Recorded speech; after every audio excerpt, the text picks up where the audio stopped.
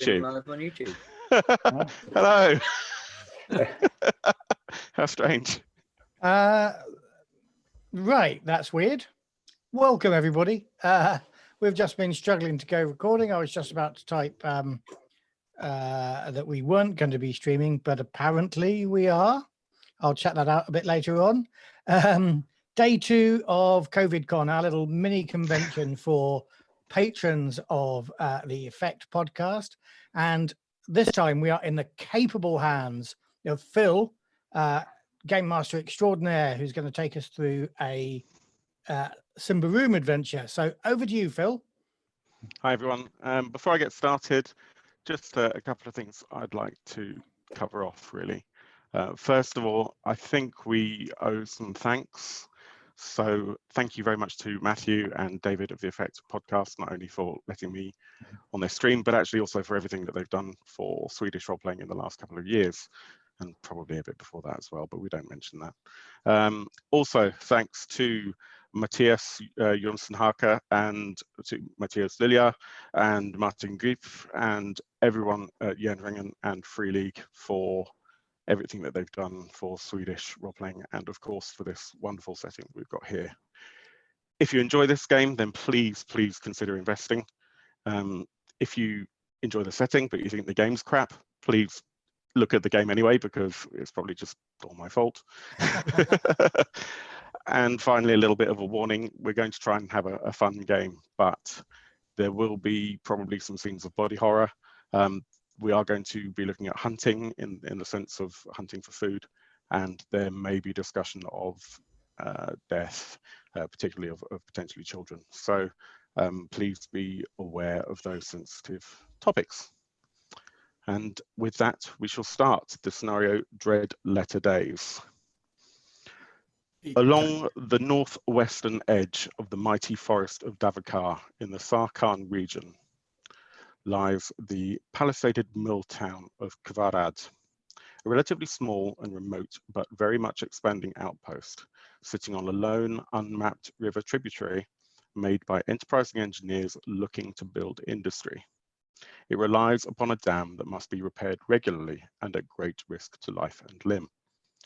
The primary employer of the town is Kvarad Timber and Lumber, known colloquially as the mill, and is run by Varon, now plump in his late 50s, and very proud of his achievements. The mill employs dozens of staff to harvest trees from the forest and to process that timber into lumber for the surrounding town and villages. The forest is steadily receding from Kvarad as business progresses. The town sees this as beneficial as it gives a nice fire break. Whether this was inspired by, or in fact an inspiration to, the fire break at the town of Thistlehold is a great debate, particularly at the pub, the Oak and Barrel, run by the beautiful androgynous changeling Lorona. After the initial expansion following the immigration and spread of Ambrians throughout the region, the lumber business appeared to be slowing. Job cuts were rumoured to be coming simply to make enough revenue to keep the company afloat. That, plus the ever-increasing threat of incursion from the elves in the forest, was a stress to the business and felt throughout upper management. Fear of these threats are kept at bay with Tala, the currency in Ambria, with a subsidised bar, the Oak as the locals call it, and with accommodation for mill workers entirely paid for by the generosity of the company. The management can be terrifying and gruff, but nobody can argue that they don't care for the business and its staff. A couple of years ago, after a period of instability, things actually began to improve. Chimera, the now head of finance, was working as an administrative assistant at around the time that Griselda, her daughter, passed away. Having chosen to focus her efforts solely around the time of that death on the business, she managed to increase the profits and was boldly promoted then to head of finance. Seems to have paid off at the expense of her marriage. Who's playing Chimera? Matthew is miming that he's playing Chimera. It seems that the new sales director, Tarkion, the son of the mill owner Varon, has managed to coerce customers to pay more than ever for what has suddenly become the most sought after lumber in the region. It almost feels like demand is outstripping supply and the business is booming. Trug, Chimera's once betrothed, is no longer the chipper fellow that he used to be. He's begun to rule the mill floor with a temper that implies an iron fist. Nobody remembers him actually hitting anyone, but everyone has heard the story that in a rage he cut off Bobbin the Goblin's leg, and this is why they don't really talk. So who's playing Trug? Me. Bobbin, on the other hand, is always busy. As head of maintenance, she tries to keep smiling, have a joke and a laugh to lift the spirits of all the staff. She's very concerned that demand seems to be soaring, rather unusually, and as a result, the lack of capacity planning means that the mill equipment is all starting to fail. Luxla, head of operations, is an unknown entity, really. He has been brought in due to his fastidious attention to detail. He promises to streamline production and he's eagle-eyed in his focus on worker safety and operational efficiencies. So following yet another successful summer, the owner of the business, Varon, he was approached by an entrepreneur, Garolo, who claimed to offer the land's first corporate adventure package. He's offering the experience of a lifetime. Varon, aware that there's been some friction in the management team for the last year or two, is keen to have his staff step away from the office for a couple of days to enjoy some fun team building games and reconnect with each other. And they're soon to find that out. So we start the scene. It's been a really busy summer. Everyone is stressed out, and it's getting to the end of the summer now. The trees are still verdant and lush, but you know that that's about to change. It's been the busiest week so far for everyone. So much timber is coming in, and Bobbin is at his wit's end, her wit's end, sorry. And she is about ready to crack, but she's not quite ready to show it. Everyone is looking forward to everything slowing down, and everyone in the party has been pulled into the end of the financial year's team meeting, where basically Varon has spent the entire time just trying to blow smoke up your behinds and tell you how wonderful you are, but obviously tension's a little bit rattled. So he'd like a little bit of a situation report about what's going on. And he starts with Trug. Trug, I hear it's been a bit busier. A bit. That's good, right? Yeah, it brings the money in, but Right. I've got to tell you, the guys on the shop floor are grumbling. Grumbling, they've got work. Sure, they got work, but they need a balance. I mean, I keep them in line, of course, you know, you can trust me. But you said you wanted feedback. That's the feedback. They're struggling. Don't worry, we'll keep on top of it. Don't you think if you like cheered up a bit that maybe that would have something to do with it? I mean, you know. I do my job. Where's that smile? I keep them in line. Where's that smile? I miss it, lad. I'm all right. You sure? Yeah, you know, tough times, but don't worry about me. Right, I see. Bobbin, what you got to say? Well, what I gotta say? Well, we're all running our asses off and trying to keep things running, right? Sorry, I zoned out there. Right, you, head of finance. Can't hear you, Matthew. Can't hear you. You're muted. Still can't hear you. There we go. Me, head of finance. What do you mean, you head of finance? It seems we're doing quite well. The successful company it is. When I came in here, profits were through the floor. Now, if you check out the slate behind me, you will see an ascending line. And here is the date I was recruited. And here is where we are now. And that, gentlemen, ladies, is your pay packet. It's true. I know that, well, sales have been bloody good, haven't they?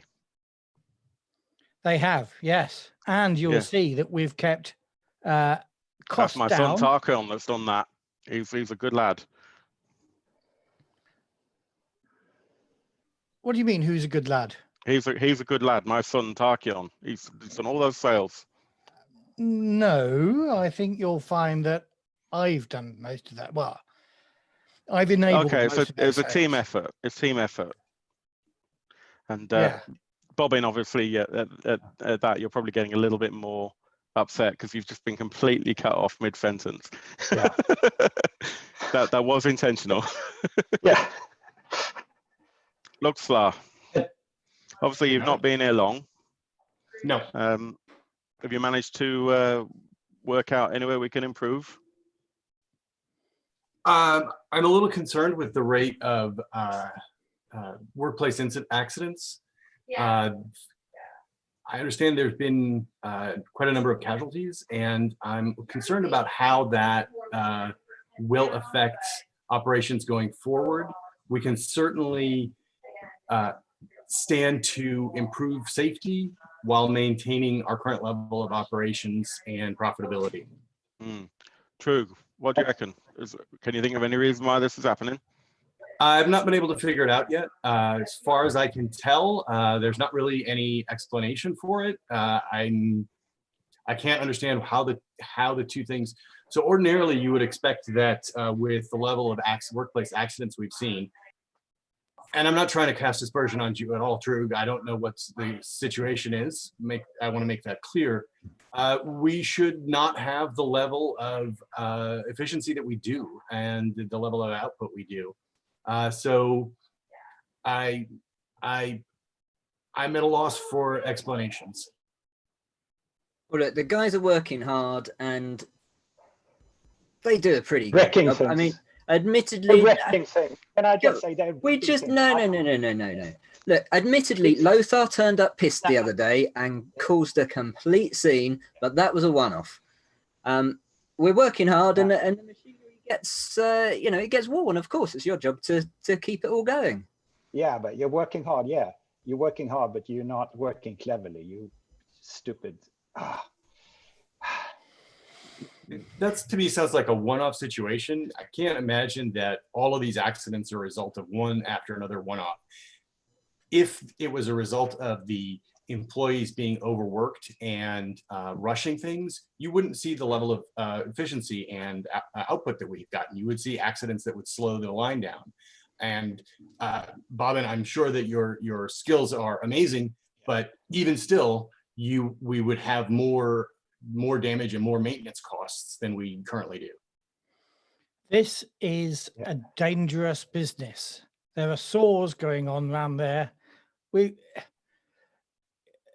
I'm not saying it's not a dangerous business. I'm saying that the two things are not correlated. Like, you would expect to have higher costs than we do, lower output than we do with the level of accidents that we do. I'm not saying it's not dangerous. I'm saying that the two numbers don't make sense. I minimize costs.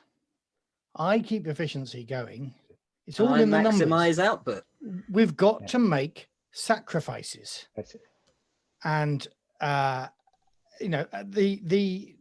rates here, given the saws we've got spinning around, I don't think the workplace accidents here are beyond industry standards. Well, can I just point out that if we don't maintain our equipment properly, everything is going to break down soon. Give me a budget, and then I'll find the money, Bobbin. Just give me the budget. I need to know that's how not much in my you need hands. to spend. You know that. Right, listen, enough. It's been a bloody hard time. Let's right. How can I put this? You guys are going to go to the pub tonight. You're going to have a nice time. It's on me, as you know, always is.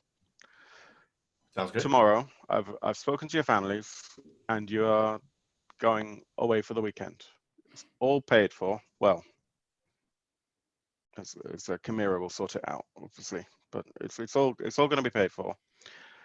You're going to have a nice time. You're going to go into the forest. You're going to have an experience. You're going to bond. And when you come back on Monday, we'll start again. Wait, we're going into the forest. Where? Yeah, it's fine. Where the It's all elves fine. are. No. It's all fine. I You know scared? a guy. Are you scared, Sean? Of course not. It's all fine. I know a guy. He's given me assurances. It'll be fine. So let's So shut this down the is mill. some sort of team building exercise? Is that what you're trying to tell me? Yeah. Really? All right. Yeah. Anyway, for the first time this summer, we're going to shut the mill. 20 minutes. Everyone can knock off for the weekend. And we're going to start again on Monday morning. Let's go over, Bobbin, let's go over all of the equipment, make sure it's fine. Yeah. And Trug,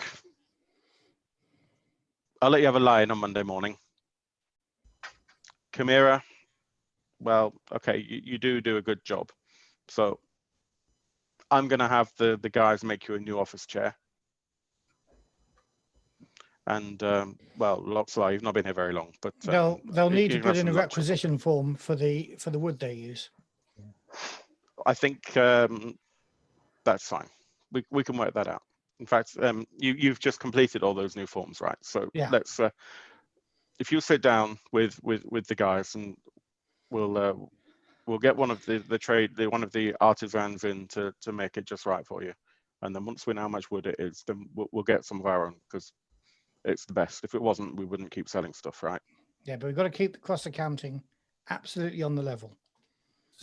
So I'm not You can do it trying yourself. to downplay the value of a team building exercise, but if we're going to shut the mill anyway, it seems to me that Bobbin, as head of maintenance, should be using this weekend opportunity to catch up on the maintenance.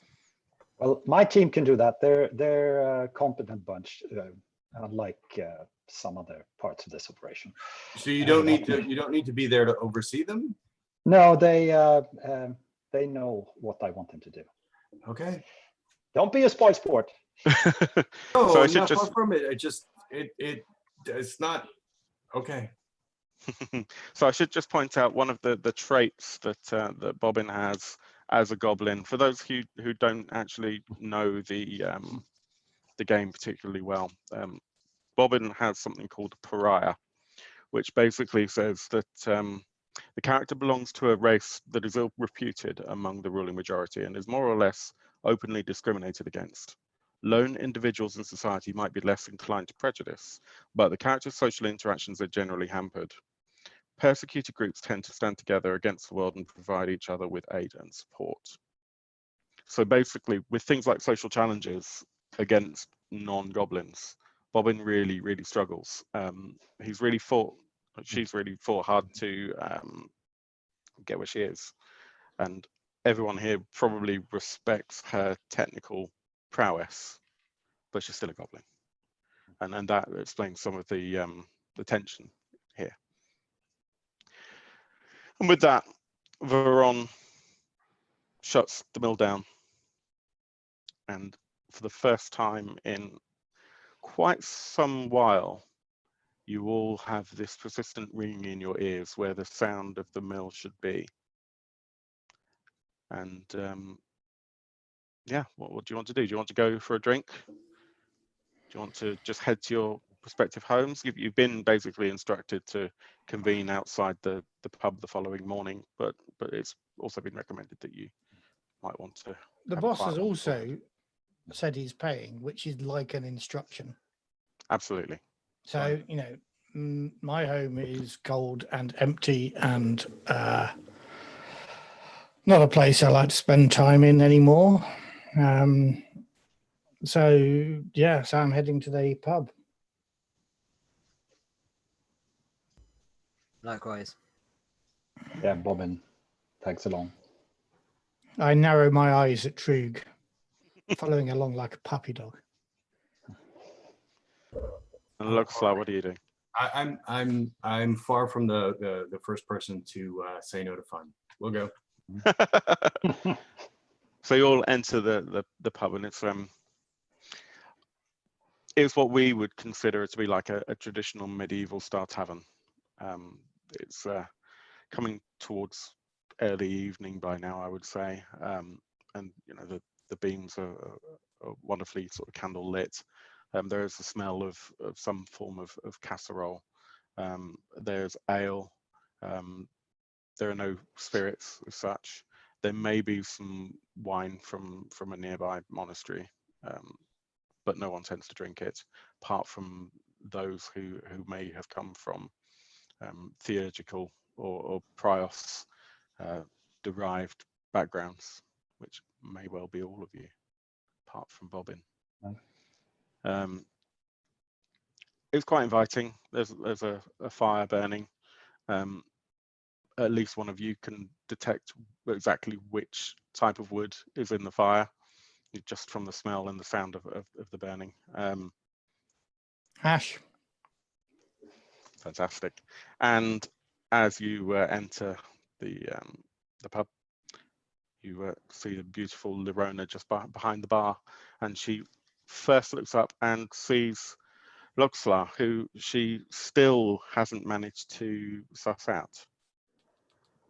Ah, Has anybody? exactly. Young man, how are you doing? I'm fine. Could my friends and I have a drink? Of course, of course. What would you like? Ale's good for me. Bobbin, Trug, Therug, what do you want? Ale. Sure. Yeah, ale's good. All right, I guess And something 4 to eat. ales. That Some of that delicious smelling casserole. Of Okay. course, of course. As you know, the ale is free, but the casserole it'll cost you a little. Well, should I put it on your tab? Yes. Oh, Dude, not you, Loxlar. Don't be silly. But yes, and she passes food to everyone who'd like some food, and there's bread and things. And it's all very tasty.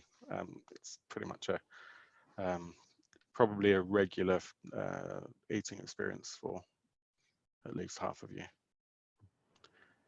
And yeah, the evening progresses. You probably get more and more drunk, and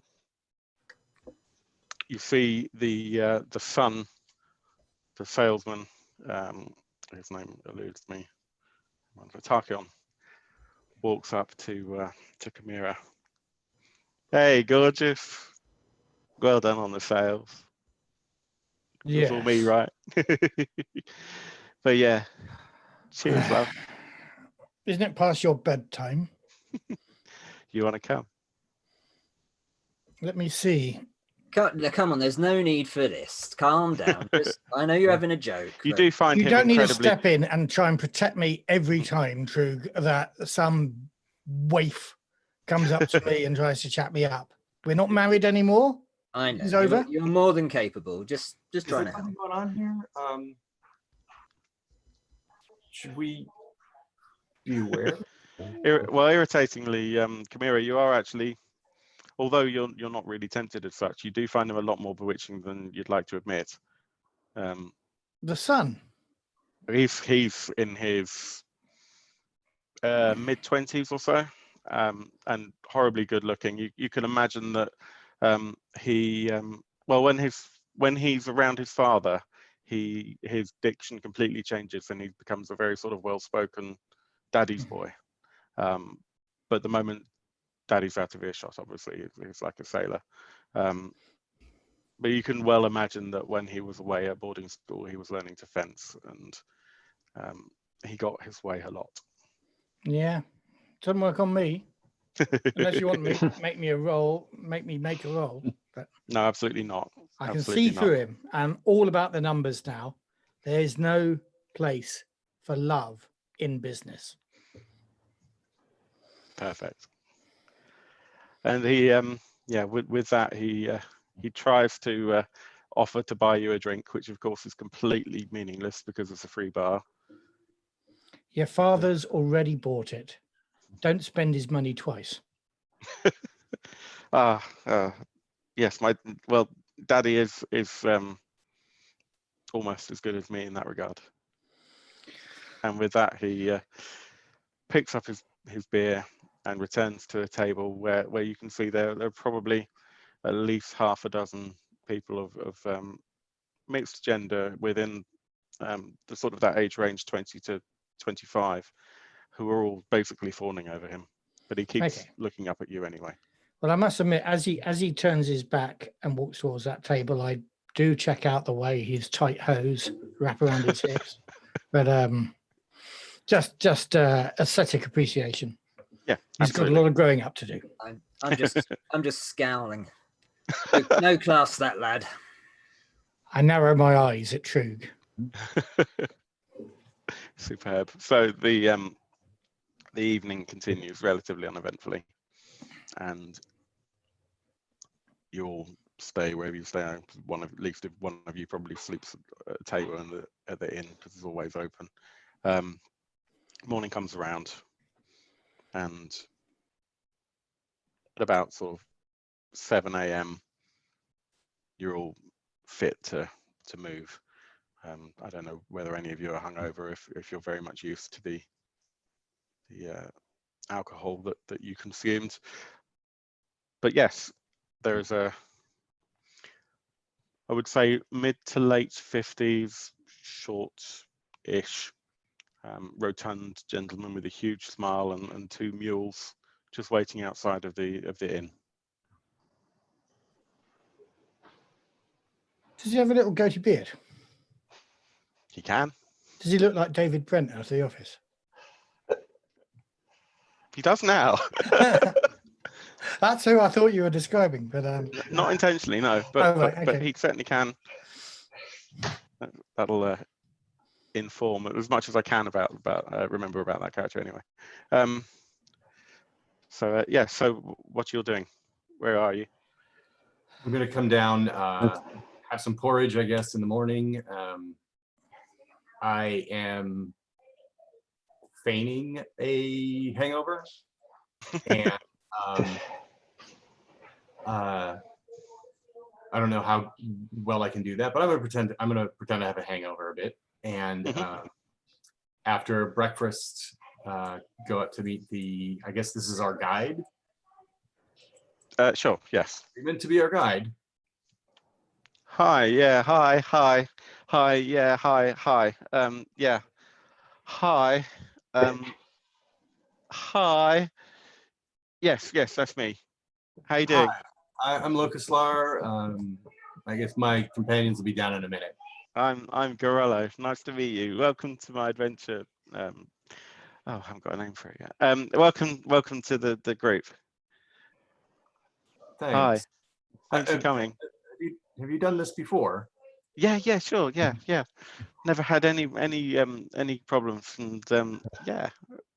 Okay. I've never had any complaints. You know, it's going to be great. You're going to really enjoy it. It's going to be awesome. I'm sure. Thanks for coming. Oh yeah, of course. So Bobbin comes out after having woken up under a table, passing through the kitchen, gulping down 3 raw eggs and a half a mug of ale, stale ale. Coming out, hear the word trouble, sort of, good morning, trouble, what trouble? Hi, I'm Garolo. Are you here for the adventure thing? Yes. Awesome. This is our guide, Bobbin. I'm gonna, if I can, take a look at the. You said he had pack animals and the packs and stuff. Yeah. Just yeah. Hope. Yeah. So just are you physically opening it, or are you just trying to take a glance to see what's there?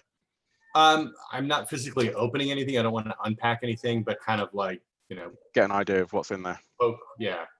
Yeah. You know. Do you want to just do you want to roll under your vigilance? So what we do here, the way Symbaroum works is that you roll a d20, and what you want to roll is either the number that's on your character sheet or below that, which will be modified by the difficulty of the challenge. Now that's a pretty easy challenge. So my vigilant is 15, and I get a 6. Awesome, that's a roaring success. So you you understand enough about the hobbies that it's quite clear he's going to be demonstrating to know that there are some large circular objects on the side of one of the mules, and that's probably archery targets. You can see at least one long handle out of the back of one of the other saddlebags, which could be some form of weapon or something like that. There's a lot of rope. There are some what looks like the outline of quivers, what looks like the tip of a bow, and when the other mule moves, you can hear some metallic, sort of heavy metallic sounds that you could infer maybe some form of weapons or something like that. Okay. And I have all the gear that's on that character sheet, right? Say that again, sorry? I have all the gear that's on my character sheet, right? Yeah, absolutely. So yeah, this is gonna be great. No, hopefully no trust falls or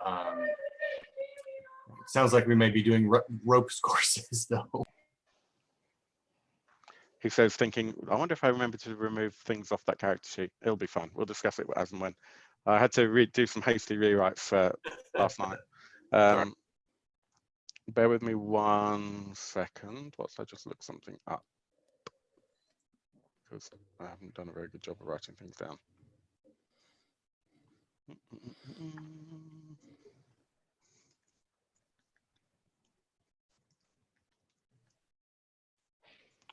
Yes, so that's what you determine, and yes, what happens next? Hopefully we're not going to starve or die. Yeah, you do notice there's not any obvious vast supplies of food. Oh, because we're going to be hunting, aren't we? It's quite possible. I'll mention that to Garolo. I noticed there's not really any food here. What's the plan for that? Yeah, no, I've got food. It's fine. You're sure? Yeah, You've got food. fine. Should we bring some for us? No, you should be fine. You should be fine. We'll sort that out. Don't worry. Smashing. Okay. So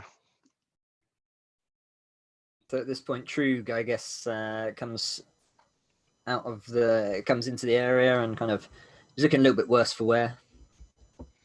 I'm clutching my head a bit. You. Hello, big fella. Hi. You're right. You the what's it then? Are you guide person? Yeah, I'm Garolo. How's it going? Yeah. Ironically, you'll probably find that his height is closer to Bobbin's than it is to Trug's. So how are you? Are you joining this adventure? These your colleagues, are they? Yeah, that's what you're calling it, is it? Adventure. Oh, I thought you were saying colleagues. Yeah, well, no, you're quite funny. Yeah. Right. So is this everyone? No, it isn't, because I'm just getting up. I go over to the washstand. It's quite well appointed, my house, because the extra money I've been earning. Wash. I've got quite a nice view, so I open up the shutters and look out over the city as it was waking up. I've got quite a headache, but I've got some kind of herbs that you chew to get rid of that. So I put some of those in. I turn around, I contemplate Tarquion's naked body lying in the bed, the shaft of sunlight from the shutters, highlighting that anatomical feature I was admiring last night. And I say, "Hey, Tarquion, wake up!" And I shake him roughly. Are you coming on this trip, this team building exercise? Well, Daddy did say I could go along, but after all that exercise, I think I might just Good. stick around. Because you're not leaving this house for half an hour. If you're coming, you turn up late. I thought you were going to say you're not leaving this house, and at which point you tie him to the bed. No. I don't want anybody to know about this. Drink got the better of me. Yeah, it No, did. Yeah, it nothing did. happens, right? Oh, I don't know. That thing with the and the. Oh, yeah, you're not bad. You're not bad. Not bad. You know how hard I've worked for this. What, Anyway, I for don't want to go there. I say if you're coming, you turn up in half an hour's time, not a moment before, and then I head off down to meet the others. And indeed, he was invited, but you see him slightly dishevelled. The party sees Tarquin walking down the street and giving a wave, particularly at Chimera. I'm looking up how much time has passed since I left here? About 10 minutes. I give And him a hard stare. Yeah, and he blows a kiss at you, and then he gives a Harder little wave stare. to Trug, and he continues on his way, and knocks on the door of one of the girls whose table who was at the table that you saw last night. And she opens the door, dressed not so appropriately, and he gives her a kiss and goes in. One of his sluts. Does he know we're waiting? Does he know we're waiting? I don't think he's coming with us. When you're the boss's son, you have certain privileges. Of course, yes. Well, then I guess if he's not coming, then fine. All right, should we go then? Should we go? Yeah, we've spent enough time here already. Excellent. Right. Awesome. And he begins to walk the party eastward. Have we got a purchase order for this activity? Yes. Okay. Are you asking that in No. character? I'm just. I'm just. I think you've got the reminding myself. receipt in your inventory. Right. Whether or not it has already been paid, that's something for the head of finance to know.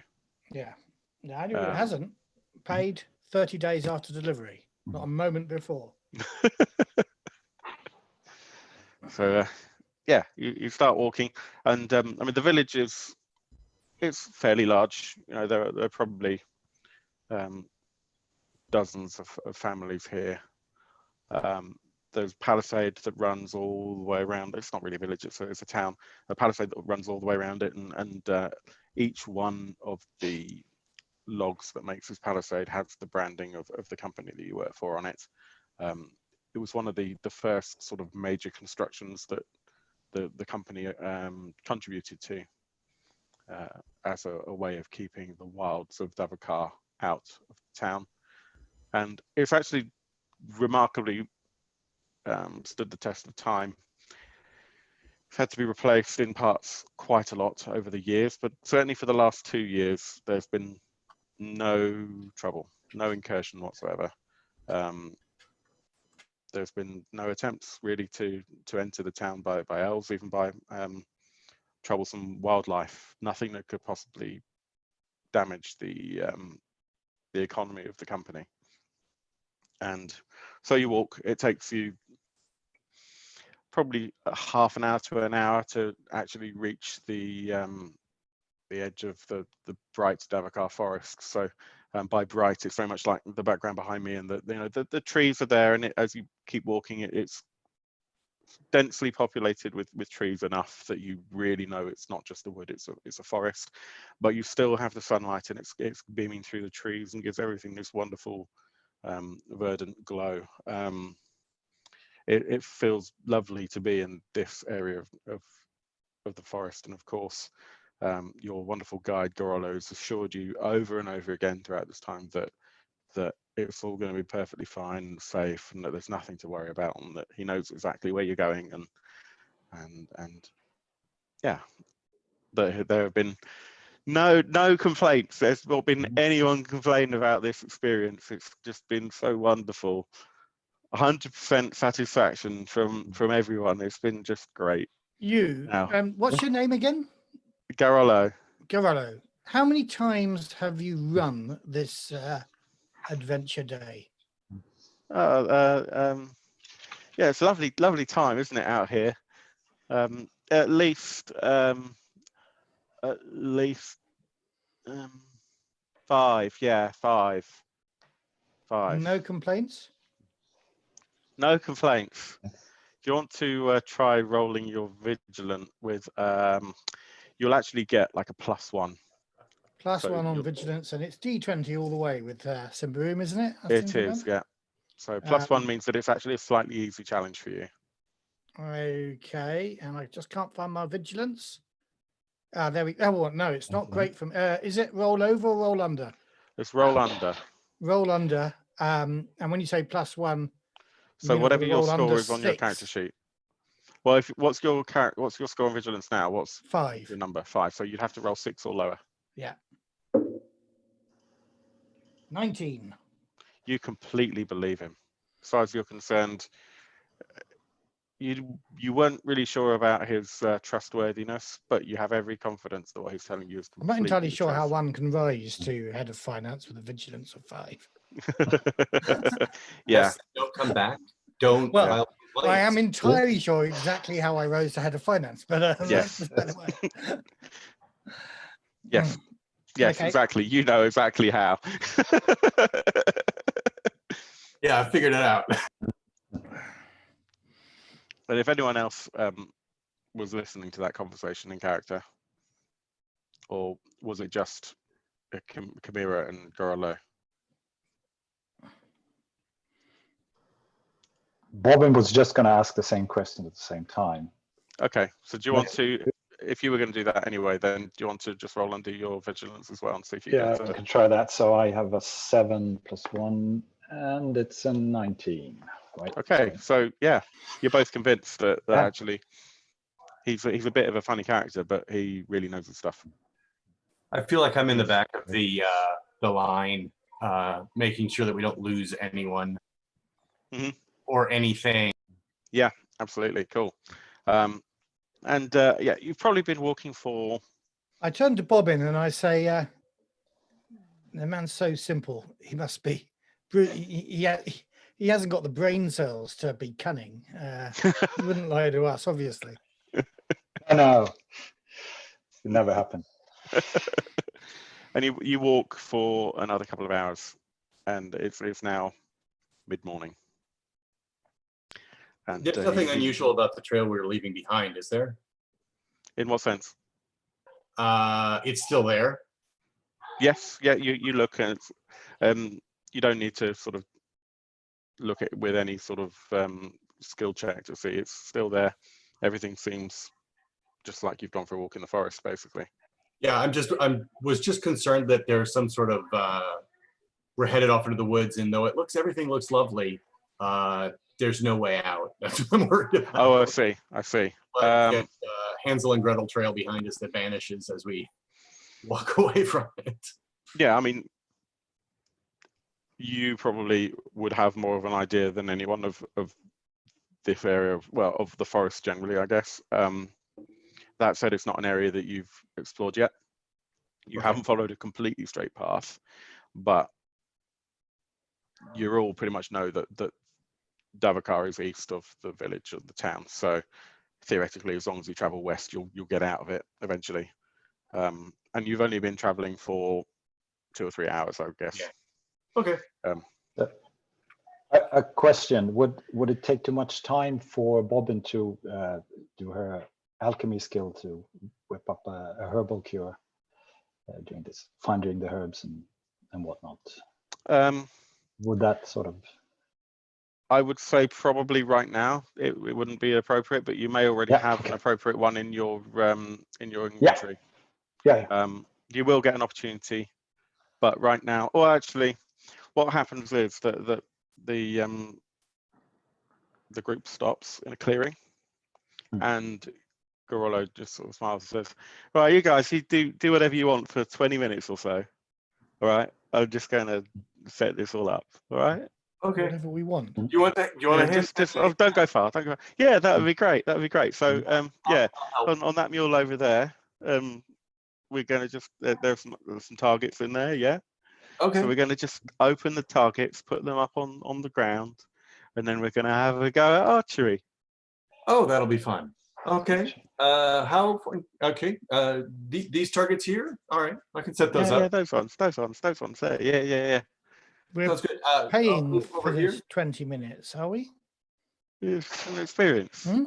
I'm sure not all of you are really good at archery, so it's bonding. Yeah, See who no, can do the best archery. I understand that. I can understand the activity of archery. I can understand that might be an experience that the company pays for. What I'm Setting it up as part of the querying experience is whether too. the company is paying for the experience of setting up the archery butts. It's part Well, I of could- the experience. Yeah, exactly. I couldn't leave them here, could I? They'd go all mouldy.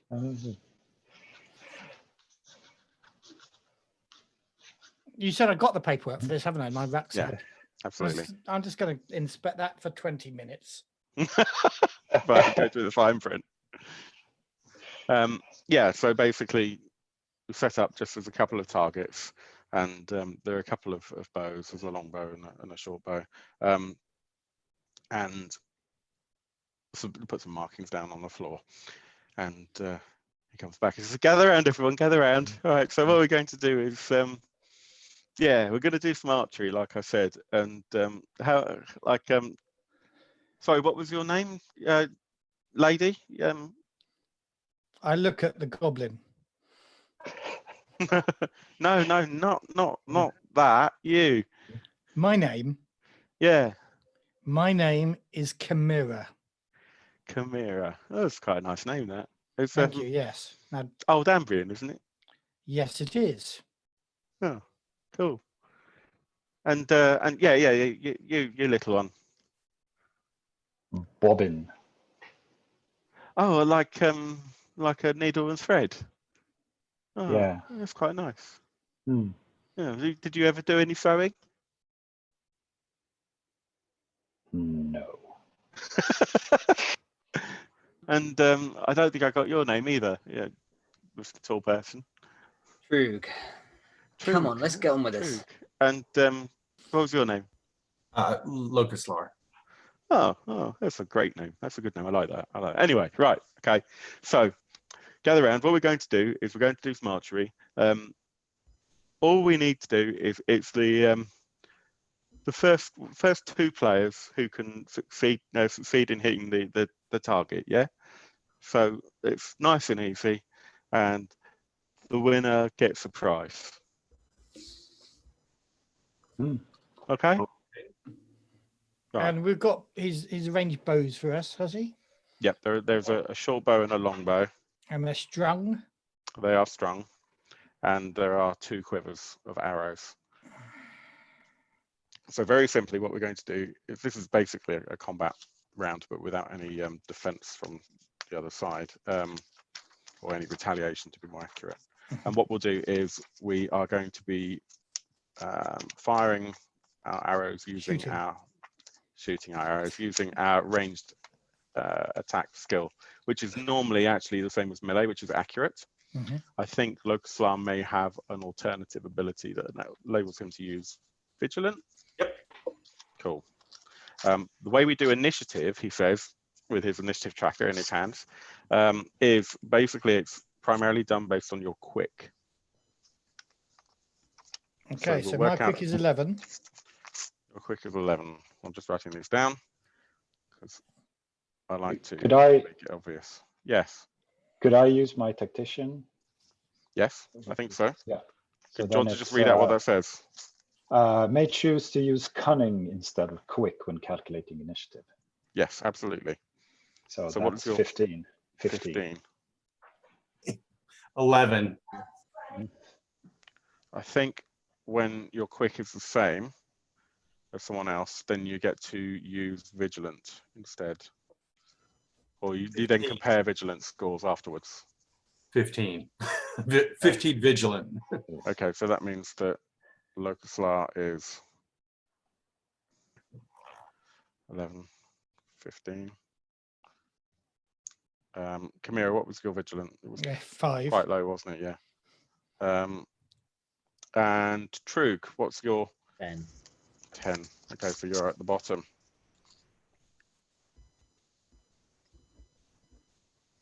Okay, so you have a choice. Either you can each try 3 times, effectively rolling until you get 3 successes, and we'll work out how many times it takes to get it. Or we can just go round through initiative and then mark off who successfully gets a hit. Let's take turns. That's Okay, more fun. so we'll start with Bobbin. So Bobbin, you're given a longbow, and you're kind of you're up here trying to, like the Japanese archery. So then he quickly realizes the error of his ways, or as quickly as he can muster anyway. And he says, "Oh, sorry. Yeah, here you go, little one." Passes you a short bow. And so all you need to do here is roll roll a d20. You're rolling your accurate, modified by the difficulty of hitting the target. The target is only a tiny bit difficult, so that's -1. So you have to roll under your accurate modified by -1. So that's 13 minus 1, so 12. 12. And it's 11. Excellent. So you hit the first arrow into the target. And Luxlar is next. I've only done a little archery, but I'll give it a try. I'd like to miss. Are you actually intentionally going to try and miss? Yes. Okay, so it's going to be the easiest thing to do will probably be to I'm not shooting it off intentionally. into the woods, but I'd like to miss. Okay, so I'm going to give you a +5 bonus to not hit the target.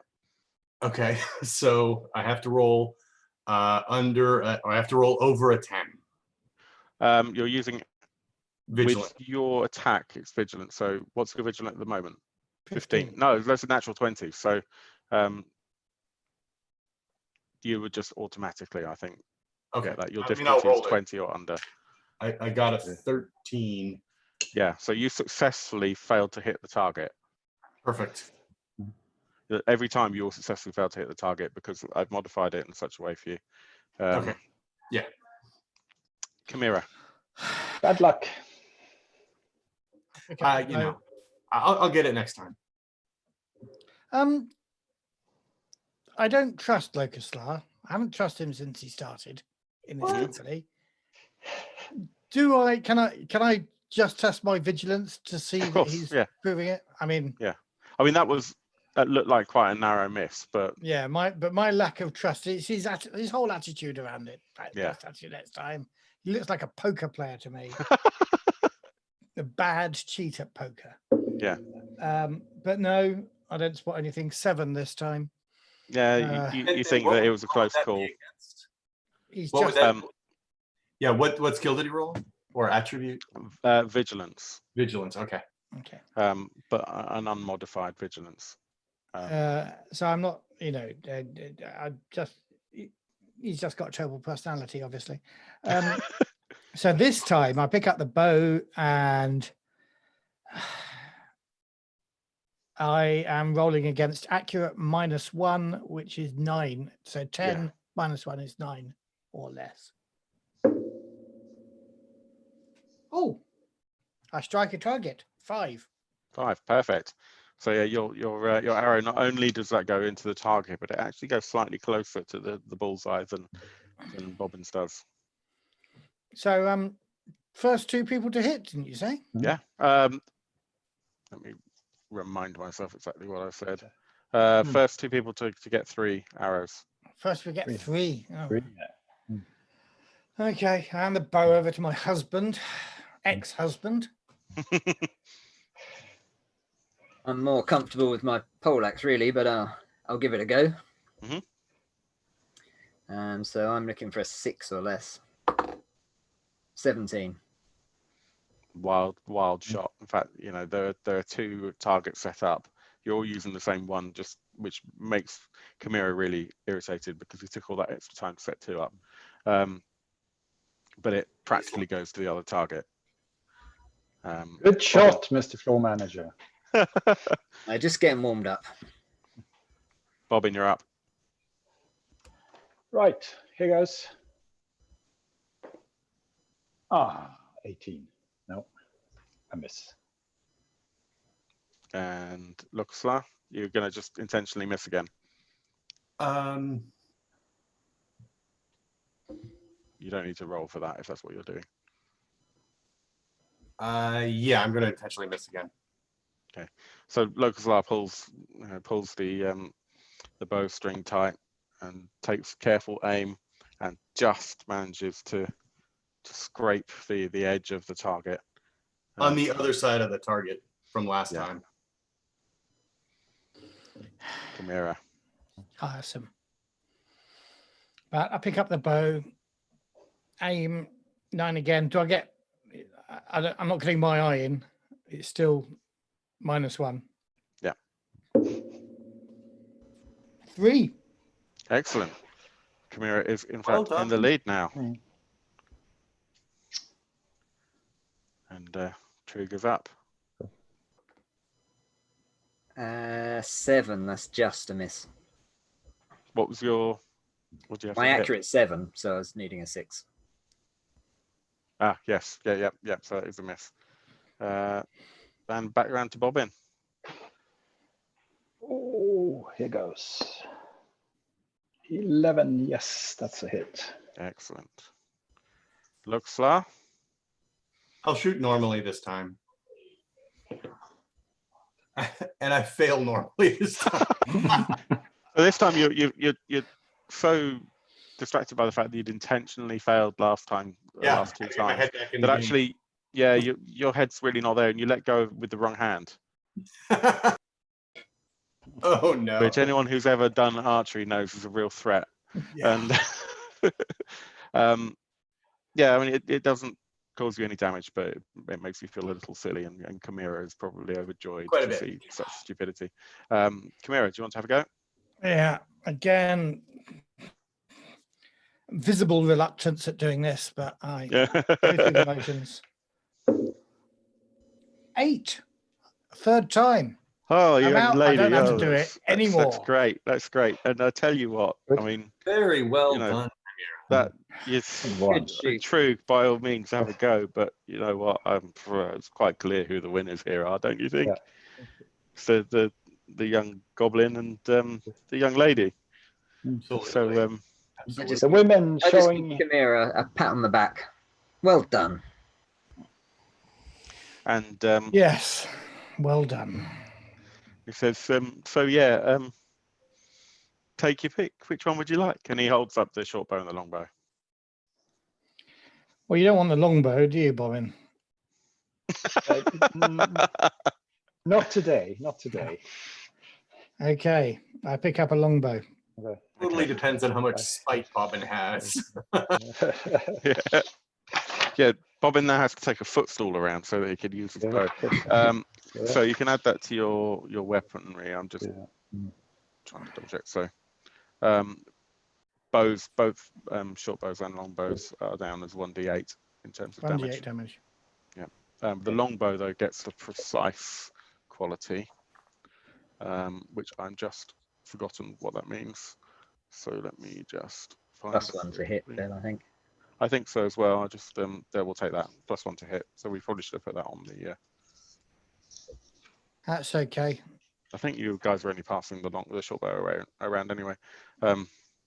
So yeah, that means that when you roll your attacking with your accurate, you can +1 on those Okay. summons. Cool.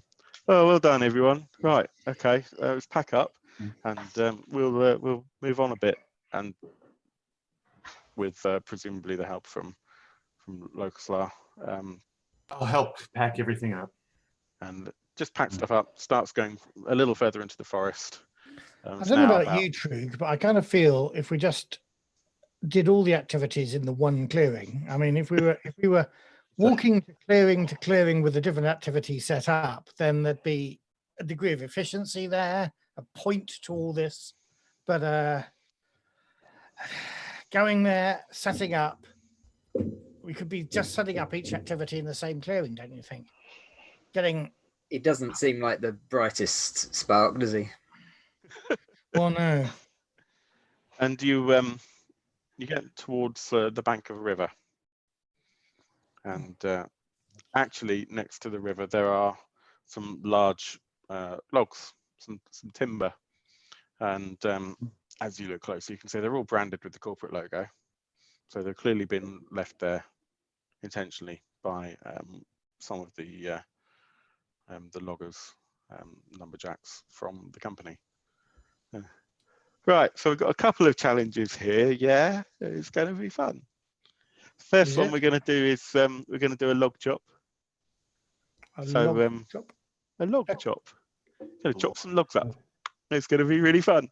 So yeah, all I'm going to say is, like, you know, each of you is going to get a log, and you can each have a chopping thing. Yeah, one of those, a chopping thing, an axe. And first one to chop their log in half is the winner. Yeah, it's going to be fun. It's a bit like what we do every day for work, isn't it? Oh, I thought you were just sitting in the offices. Hmm. True, did you Come know? on then, give me an axe. True, did you know that your people left logs out here? Or are you not? Or are you not one of the people that's in charge of the logging operations? Well, I deal with the shop floor, really. I assume this was all arranged as part of this. It's common practice to season the wood before transport. You want to get some of the moisture out. By leaving it next to the river. Leaving it on the river bank is fine. Yeah. Just letting it dry naturally. Green wood is harder to transport. It's heavy, isn't it? Really, I don't know why Lockhart is even in this industry. Fair. And so with that, basically, he kind of slowly and deliberately puts a log down in front of each of you, lays a log in front of each of you, as we don't say, and offers, there's a short axe and a long axe. So he, again, without thinking, he tries to pass the long axe to Bobbin, and then sort of face palms and passes that over to Trug.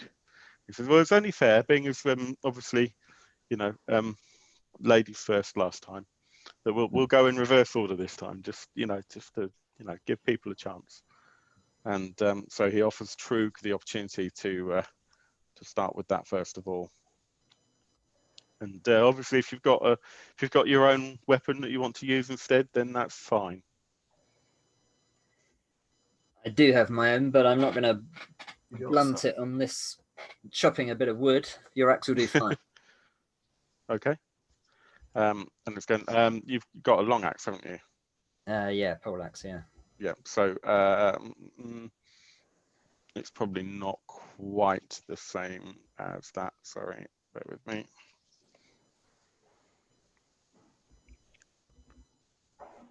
Yeah, so it's going to class as a long weapon, so it'll do 1d8. Okay, that's fine. So all you need to do here is the toughness of the log is 12. I'll tell you that now. So you need to do 12 points of damage to it. Okay. It does take a little bit to get through the armor, so we'll just see how we go. So am I rolling to hit, or are we assuming a hit? Rolling to hit. Okay, cool. But it is with a +3 because it's not only meaning anyway. What stat do you roll on? For Sorry, accurate. When I played, I did all my combat on persuasive. So it's generally accurate unless you have something that changes it. Right. Okay. So I have a skill that allows me to use persuasive, but by dominating the enemy. So That's not what you get a rule as long as you that I roleplay it, you dominate can a do log. whatever you want. Insult that log. I'm going to dominate that log. Yeah, as long as you roleplay it, I'll allow it.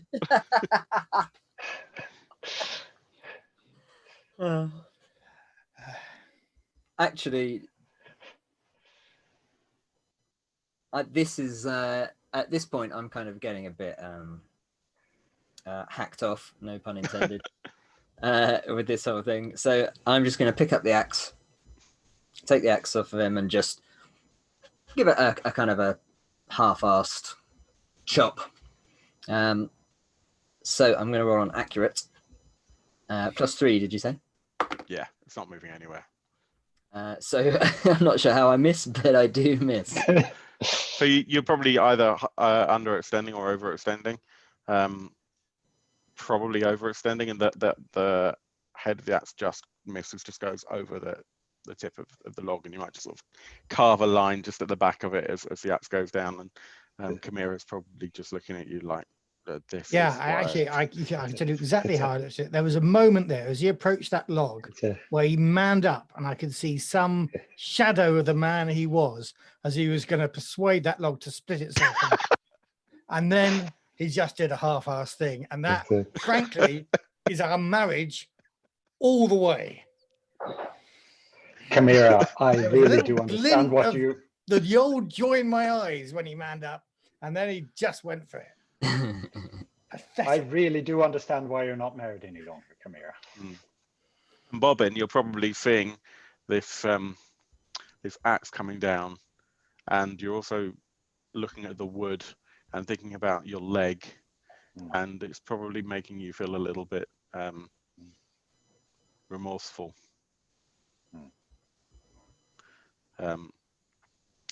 Chimera, it's your go. Oh, my go. Sorry, I was just distracted. So it's on accurate, right? Yes. I take the axe out of my husband's hand, and I'm determined this time to show him how to do it. So without any Chimera's just going to win all of these challenges. Well, I don't know.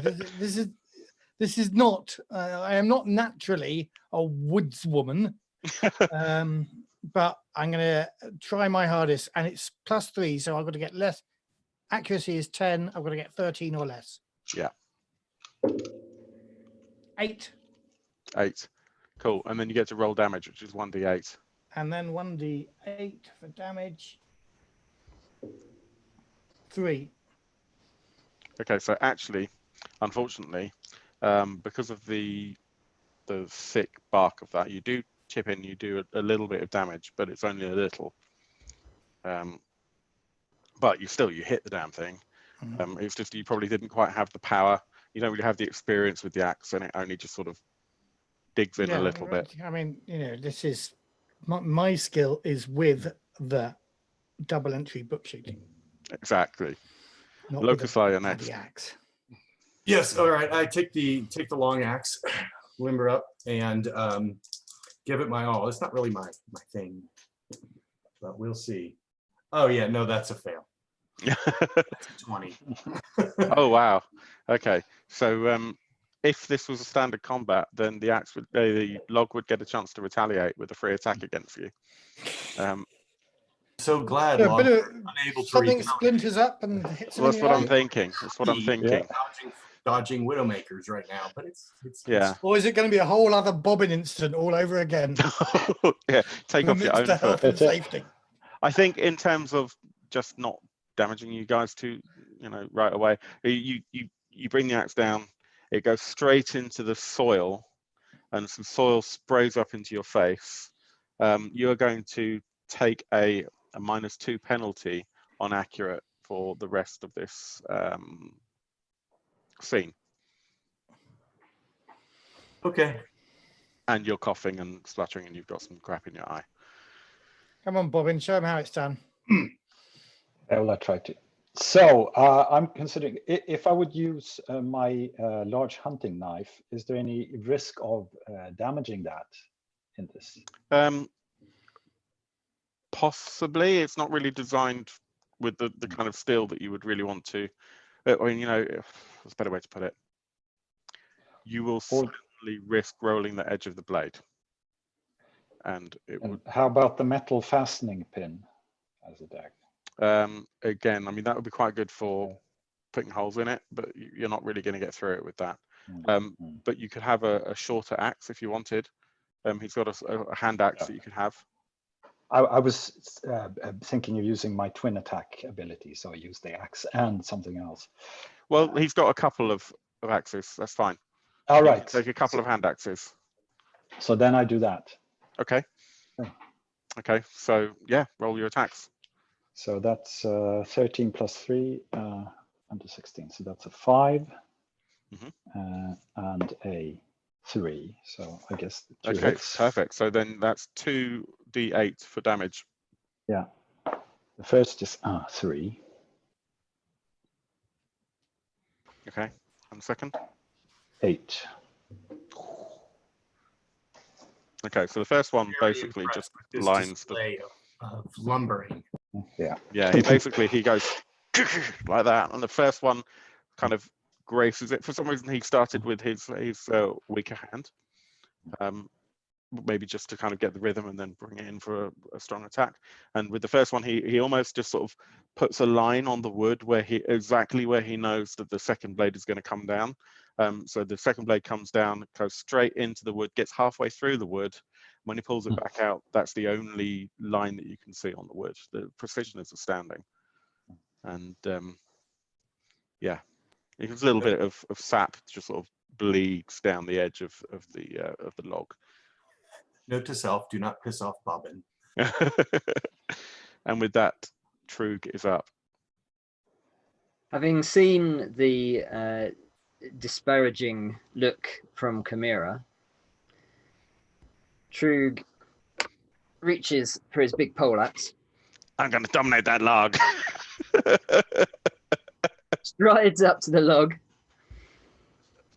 puffs out his chest, and I shout, "You are going to split!" I take the poleaxe with a massive bellow. So I'm going to roll. And that was a fail, a 19.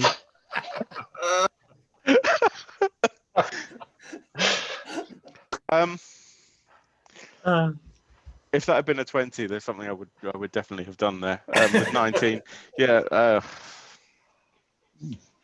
you managed to hit it, but somehow you're so stressed out by this that your hands are quite sweaty. You hadn't dried them off before you went to your hand, and effectively, as you lifted it up, the blade spun 90 degrees, and as you bring it down, you've basically hit it with the side of the axe. There's a nice little dent in the shape of the where the fastening pin at the head of the axe is. So maybe you weren't aware of this, but logs, they can't understand if you talk to them. Chimera, how do you feel about this now? So there was a moment there again where, you know, the spirit of my old husband was there. And actually, I've got a question, Phil. Is this the normal axe, not his pole axe? Is the larger axe that I've been given a long weapon? Yes, it's a long weapon. Okay, because he reminded me that there were times in happier days he used to give me a little bit of training in pole arms. So actually, I remembering that, I can replace the D8 damage with a D10 if, Yes, you can. if I so desire. Yes, you can. So I'm reminded by that, inspired even, despite the fact, of course, that it always ends up going wrong with Trug. Anyway, with that, to hit, I roll 15. Actually, I don't do it. So is it the case that you attempt to do the hit, or do you just sort of change your mind and just effectively corpse looking at your ex-husband being a shadow of his former self? No, I mean, you know, I'm not a woodcutter. Yeah. I attempted to do it. I tried to use some of the combat techniques he taught me. You're rusty. Which weren't, you know, I mean, he did it mostly by shouting at his opponent, and so they moved away under the axe. But I didn't go that far. I'm not going to embarrass myself. Trug's here to do all the embarrassing things. But you know, this is not my thing. So I don't feel any shame. I've still nicked that log a little bit for 3 points. I'll get there in the end. Yep, you have. All right, I'm gonna give it a go here. Come on. -2 accurate. All right. I get a 5, which is under the 6 I need. Excellent. So 3 points. It was +2 to accurate, I think, wasn't it? It's not moving. But you said +3. originally, and then you gave me a -2. Oh, I'm sorry. Yes, I forgot about that. Yeah. So Yeah, you still hit it. yeah, How much damage did you do? 3. 3 points of damage. So yeah, you basically you nick it. And Bobbin is up. Right, here we go again. 14, that's a hit, and 10, that's another hit. And 5 and 2. Okay. So you're basically almost the entire way through this, almost entire way through your log, and basically almost no one else has even made a dent. Even the big mighty Umbrian have just barely done anything. So Trug, you're seeing this little goblin is basically all the way through. Just maybe one more hit and he'll have gotten all the way through it. How does that make you feel?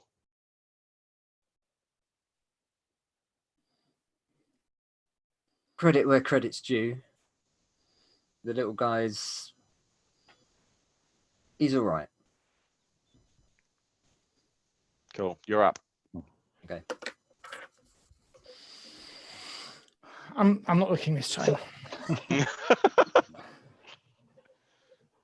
So with the poleaxe again. Okay. Hang on, what do I need? 13, so that's a hit. Excellent. That's the poleaxe, isn't it? So Yes. 1d10 plus whatever else. D12 I've got on my sheet. 12. Oh yes, Is it because 12? of your because of who you is.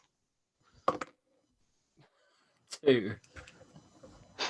So you very, very successfully hit it, and there's a little line, but it's like you spent so much time just making sure that you got the hit right that you forgot to put the right amount of effort in. So to everyone else, it looks like you're intentionally pulling your punch, which is to say that you've intentionally just shown how precise you can be at not causing any damage. Almost like you're showing an amount of incredible restraint despite your anger. But I sneak Mira a thinks glance. otherwise. I sneak a glance over at Chimera to see what expression she's got. I wasn't even looking. I look down now as I pick up my axe again, and I see you've hit it. Well, you want congratulations, like you always did, for every little thing you did, the time you did the washing up. The singular time. So, You probably did it more than that, but you know how it is. I mean, I've got a responsibility for running the household is the important thing. No matter how many tasks he actually does, the emotional labor is all on my side. Invoice in, invoice out. Right. Anyway, let's get this thing done. I whack it with my axe. I get 4, so I hit, Excellent. and then I do D10 damage on it with the polearm skills my husband taught me. Maybe in the end, the only thing he left me with. And I do 7.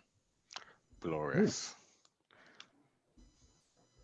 Okay, so your blade has now come all the way down and has matched Bobbin's in terms of the depth of your cuts. There's not much left to either of your logs. I turned to Bobbin. You're obviously going to win, but you know I won last time, so fair's fair. Joel power.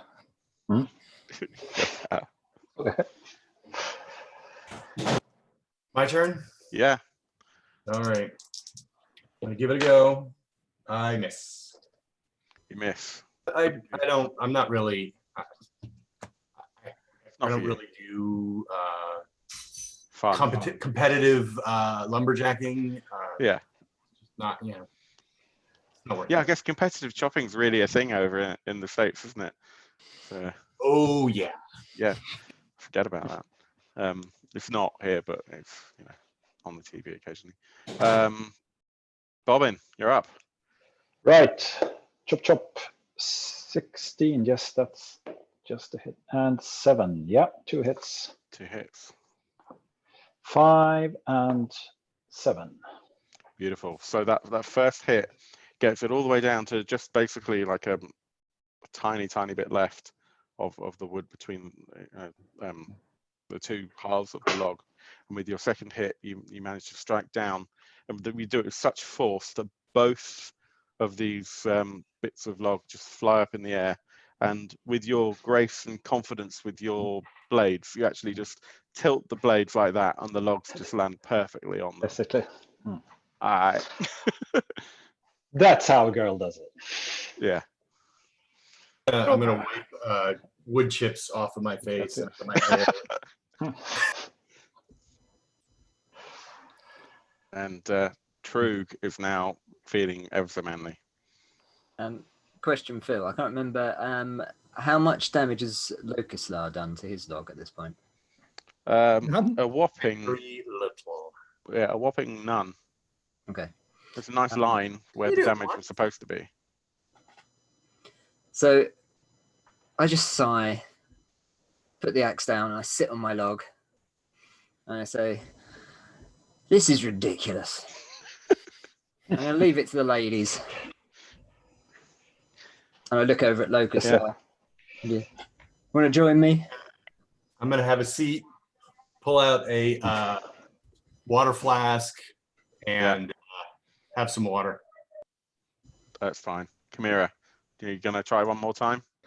Yeah, I guess. Never give a man a woman's job. 8 to hit. 9 points of damage. So you slice through with tremendous force. You only had like 1 or 2 hit points left on the log. And what do you want the 2 halves of the log to do? Do they just sit where they are? I'm no showman, not what showwoman like Bobbin. Yeah. I just tiresomely had to chop the log. I've chopped the log. It's like I get accounts in, I do the accounts, I move on. Job done. Next. Job done. Let's move on. Oh, well done, everyone. So clear winners again. Oh, gents, I'm really surprised, but well, it's progressive times, isn't it? This is why the lovely ladies do all the work at home, because they're much better than we are. I mean, I tried to do. Absolutely. Yeah. I tried to put some stuff away for my dearly beloved, and she made me. Well, she took it all out and did it again. And what was the point of that? And it was still my fault. Oh well. Anyway, Shake my head at Bobbin. Well done with the log chops, and we'll take those with us for firewood later. Obviously, we can put them on the back of that cart over there with the other logs on the other side of the river. Which brings us to the next one. Bobbin walks up to Trug and Locustar and says, "That was fun, wasn't it?" You're really good at that. Fantastic. Well. You did all right. So with that, Chimera, you probably realised that he's gestured to the cart full of logs on the other side of the river. Yeah. Bridge building. Possibly. So we've got to get over there. Obviously, you can do it however you want. We've got loads of rope. We've got loads of wood. Up to you. Whatever you want to do.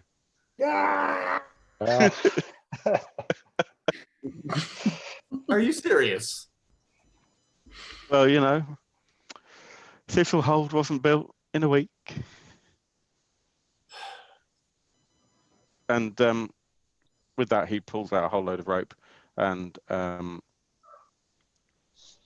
basically what he wants is for you to come up with a plan.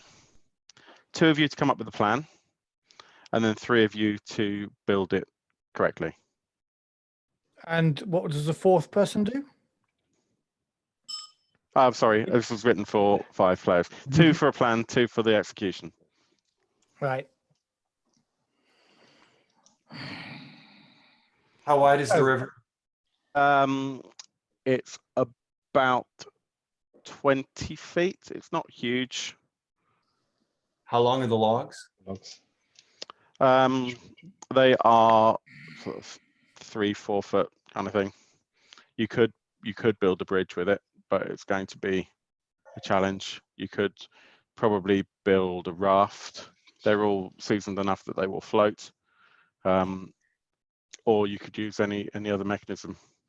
None of you will be able to jump it. No. And So so come what? up with a plan. Yeah. I have to leave it to Trug and Locustar to actually do it. Yeah, if you come up with a plan and no one helps you and you successfully come up with the plan, then the three of them can work together to build it. Okay. How tall are the trees here? It's it's like this. Right. So the trees Over are very 30 tall. feet tall. Yes. How close are they? How close are they growing to the shoreline of the river? They are. I like this. They are close enough. Certainly. I mean, the nearest ones to the river are probably just about 10 feet from the bank. Okay, so we could just chop a tree down that it falls across the river and walk across it. Is there Yeah, a reason but they're wade but- across the Alternatively, river?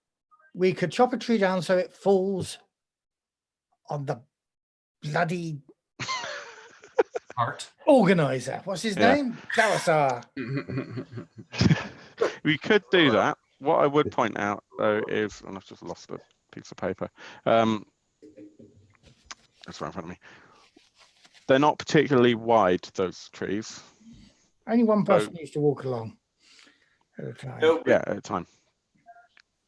how deep is the water? That you don't know at this point.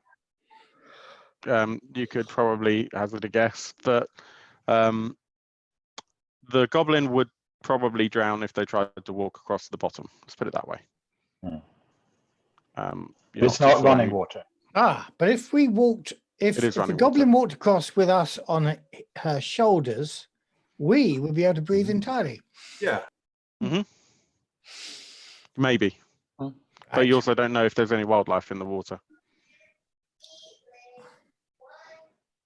Is that something that, okay, I'll assume that's something we have to worry about.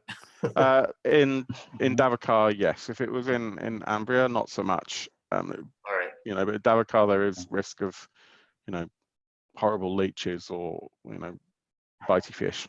Fair enough. So it's probably something you want to be mindful of. You would know that. Bobbin might know that. I'm not sure whether the other two would have necessarily thought of that. All right. I quite like the plan of at the very least as a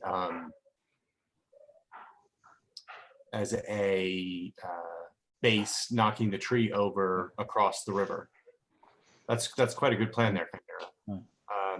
It's going to take some time to cut the thing down, but we already know that we have a champion lumberjack in London. And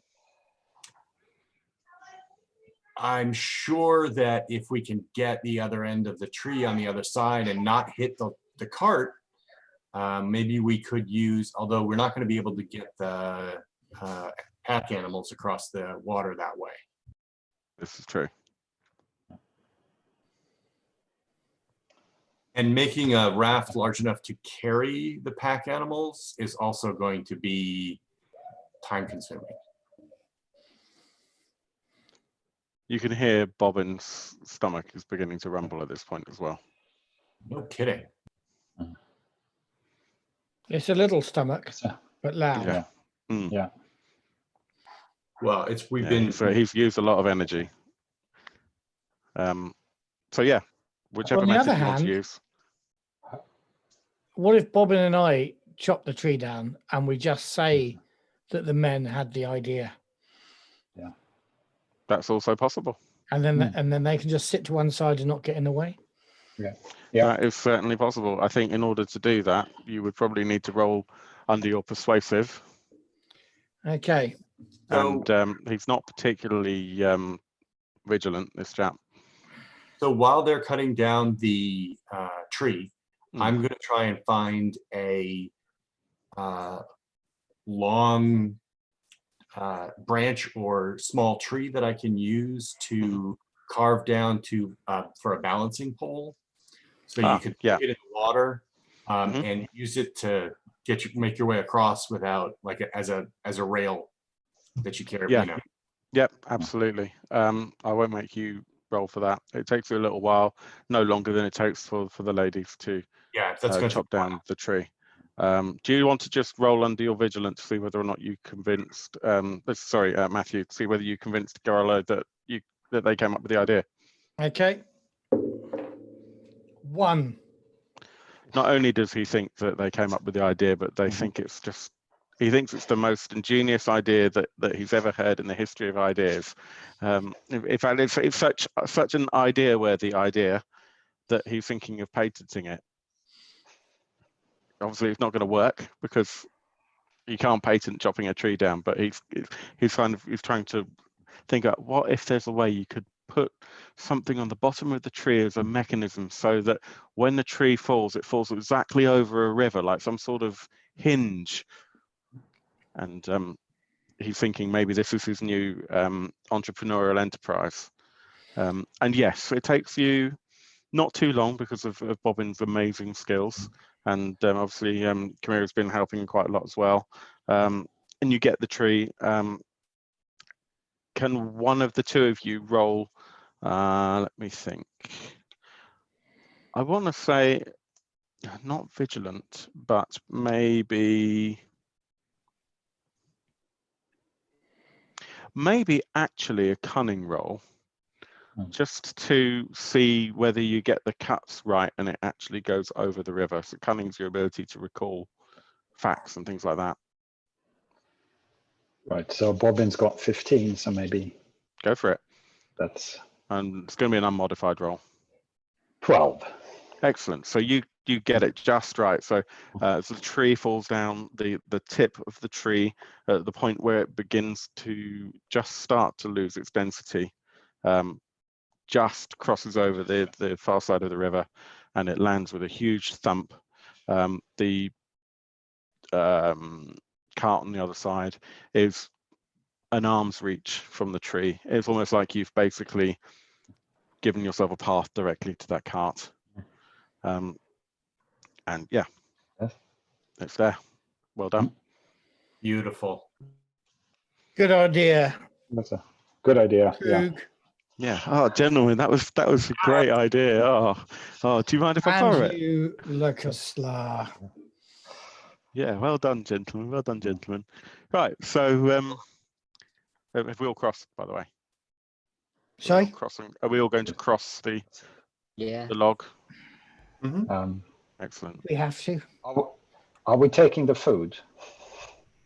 I would hope so. I'm hungry. Yeah. What food?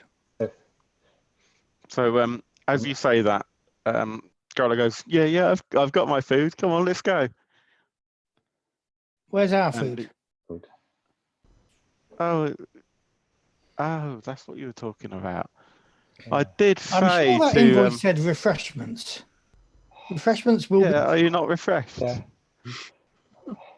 I should feel refreshed after a day in the countryside and in the wilderness. Don't you feel refreshed? But yeah, I did say to Varon that lunch is not provided, but we'll sort. Well, I said lunch is not packed, but we'll feed you. We'll do that over there. Come on, it'll be fun.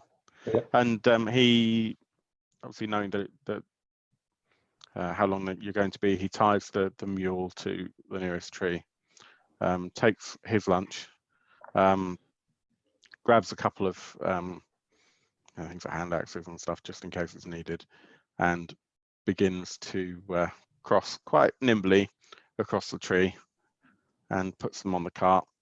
And the cart is not so large that it can't be pulled by a person. So he manages to sort of pick that up with both hands and starts walking. All right, I'll follow.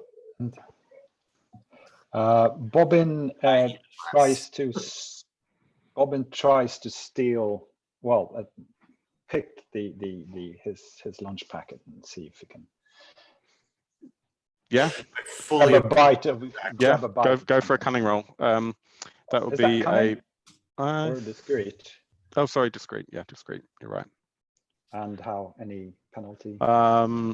He's a bit distracted. I'd say probably a -2 at the most. Right. So that's I need 8 or lower. Ooh, a 2. Yes. So Excellent. that's, yeah.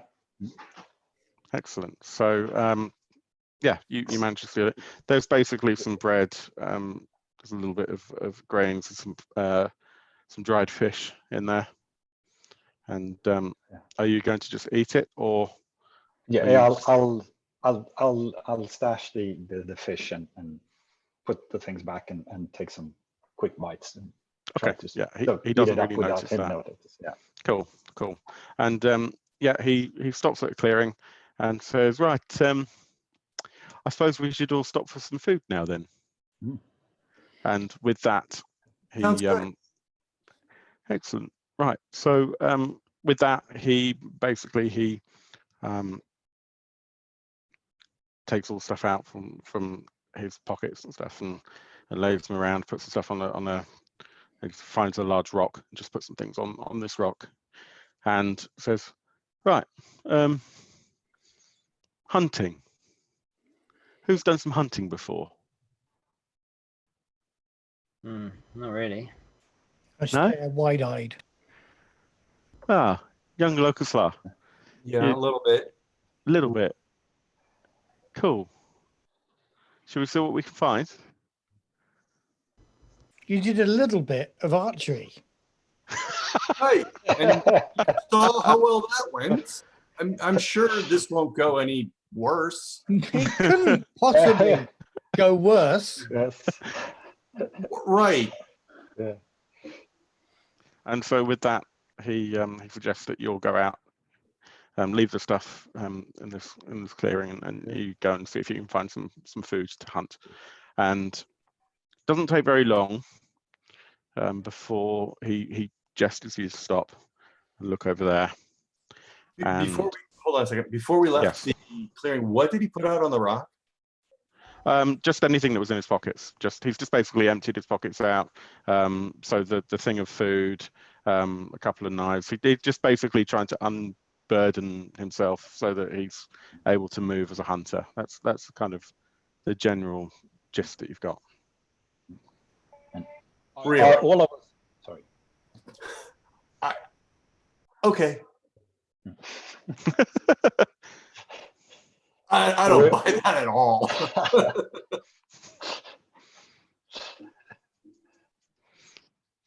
And with that, he starts looking, and you see, there's a moose in the forest. Do any of you have beast law? No. Yes. What does your Numbers. beast law allow?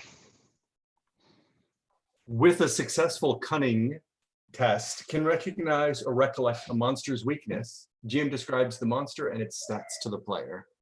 Mm-hmm. Cunning is 9. I get a 7. Excellent. So you know that moose are actually very challenging. Once they're angered, they have a tendency to charge, and if they manage to snag you when charging, it's a horrible amount of damage that they can cause. But if you can take them by surprise, obviously, and disable them, then they're a relatively straightforward kill, if you like. Yeah. And he says, right, we can do this, yeah. If we can take that animal down, and we'll stop for lunch. I'll show you the best way to butcher an animal so you get the most effective cuts. So if you're ever in this situation again. So yeah, obviously don't do too much damage to it because I want to show you those anatomical cuts. Yeah, cool. It'll be great. Probably best to use your bows, but obviously if you've got any other way of dealing with it, so he doesn't come and attack us, then Definitely use your bows. If you aren't comfortable with that, get behind a tree or something quietly. and with that, he gestures that you guys might want to take charge, and he'll watch. So depending on who wants to go first, the initiative order is back to the original initiative order, which I can't remember if Local Slayer has anything that affects his ranged attack in terms of initiative. Certainly, Trug, if you want to use your dominate, that's probably not going to work here. At least not until you're in sort of melee range. So that means that Bobbin would get the first attack. And you'll get a free attack at this point because obviously the moose is not aware of you. All right. I'm certainly getting my poleaxe out and ready, but it just Cool. kind of standing aside for now. So Bobbin, do you want to use your short bow? Yeah. Yes. Cool. And that's modified by -3. They're pretty quick. -3. Well, mind you, it doesn't know you're there, so the first attack round is fine, unmodified. All right, so 13 or less. And it's a 10, yes. Excellent. So roll your damage. That's an MD8, right? Yes. 7. Excellent. Cool. Yeah, so that, where were you aiming? Well, in the chest area, of course. Okay, yeah, so you're kind of aiming for the heart. You don't quite get that. But certainly that you get kind of into the back of the animal, and it does let out a cry. The arrow stays where it was fired. I will shoot. Yeah. I get a 12 out of 15 for 3 points of damage. Okay. A good hit. Yeah, it's a good hit, but it doesn't actually seem to have hurt it. Yeah. Chimera. Any modifiers on this? Or is this round, are we all shooting roughly simultaneously? Yeah, absolutely. So you're not getting any sort of negative modifier to hit because it hasn't quite clocked where you are yet. Okay, so my accuracy is 10 and I get 5. Perfect. And do 5 points of damage. Okay, so where were you aiming? Again, for its heart. Okay, so again, unfortunately, you do miss the heart, but the arrow sort of goes almost next to Bobbin's. It's like your girls are ganging up on it in true style, which leaves Trug. Has Trug got a bow? No, I don't think so. No. Okay. So assuming that Locuslar is right and that it's likely to charge at us, I'm just kind of standing ready. Okay. Okay, and with that, it does turn round and bear with me. So it turns around to sort of look at all of you. It doesn't know which of you has hit it, but it does see that Trug is the largest target and starts sort of staring down and ducking its head down towards you. Bobbin, actually, your initiative is higher than the moose, so you still get to go again. And Bobbin fires. Oh, sends off an arrow. 18 now. There's a miss. Okay. Getting a bit nervous now. And with that, the moose charges at the largest target. So you need to roll a defensive roll. Okay. So bear with me. So you get to roll your defense modified with a -1. Okay, so that means I need 6 or less. What is defense? It's normally quick, but it can be modified. It's Oh, I see. modified by your modified by your armor as well. Right at the sheet. Yeah. So how did you do on that? So I failed, Phil. You failed. Okay, so this thing's going to charge at you, and you need to roll your armor. Okay, it's D6. No, 1. Ouch. Hmm. What's your toughness? 15. Okay.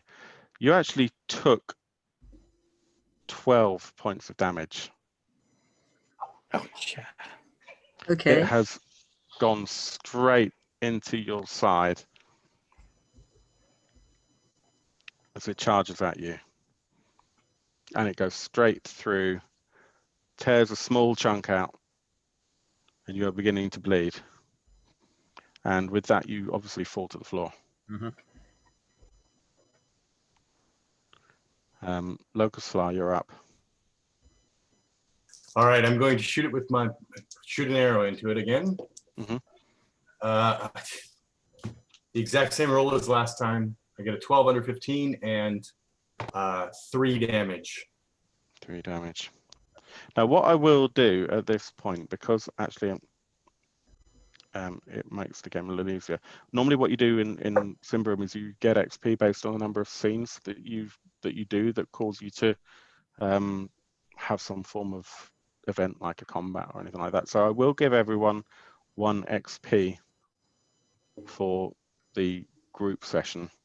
What will then allow Trug to do, retconning this a little bit, is if you'd like to spend that XP to re-roll your armor roll. I think that might be worthwhile, yes. Thank you. It's a little bit of a stretch on the rules, but I think it's fair for... Ah, now that's more like it, believe it or not, 6. Okay, yep. So the attack was... So that would be 7 points of damage you took from your toughness instead.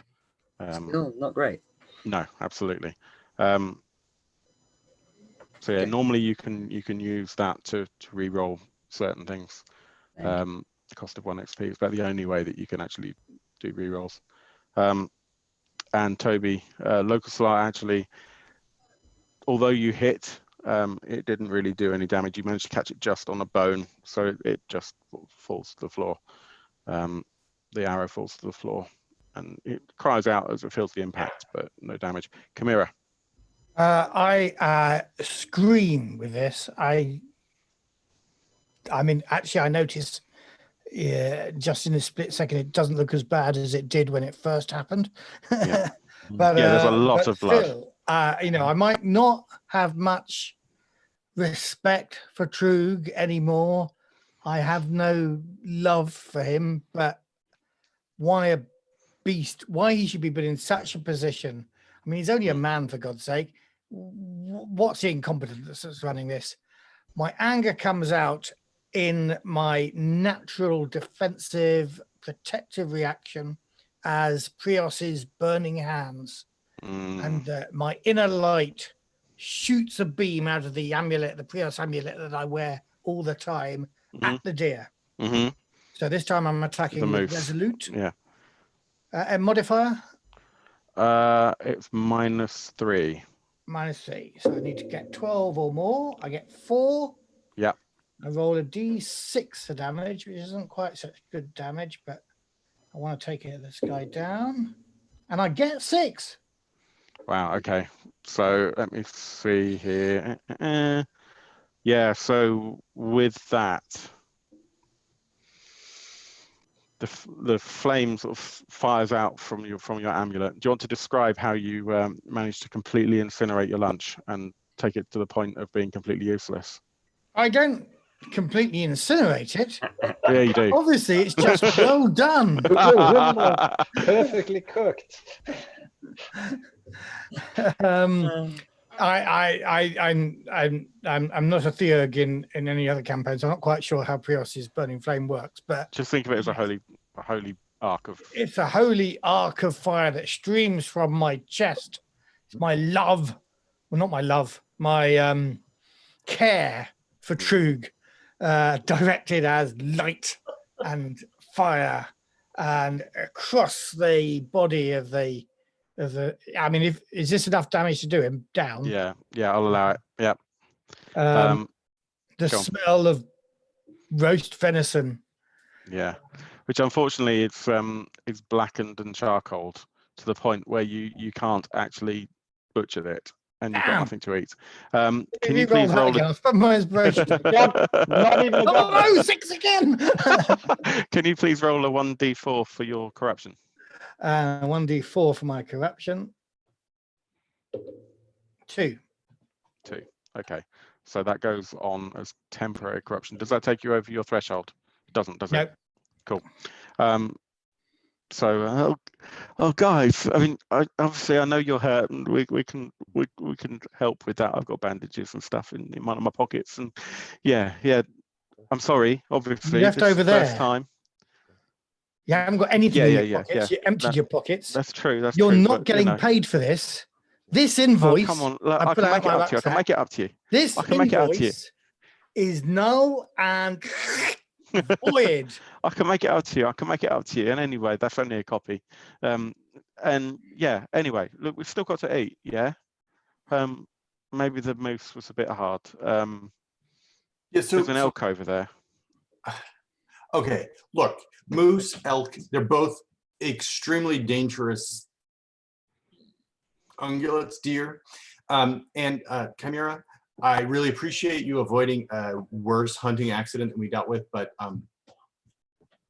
yeah, that's okay, fine. Let's get some rabbits. Rabbits might be best for it. Fine. And he just wanders off, feeling a little bit, despondent, and comes back with He's feeling a couple of rabbits. Yeah, a couple of rabbits, and he actually manages to find a larger herbivore, not like an elk, but something slightly smaller. As he gets closer, Locuslar, you realise he's actually managed to find a baby deer, and he brings that. He says, "Right, gather round. Come on, gather round," and goes back to the table and puts these animals on the table, the rock, and gets the bandages and comes over to Trug to try and help. Trug, can you please roll me 1d4? Mm-hmm.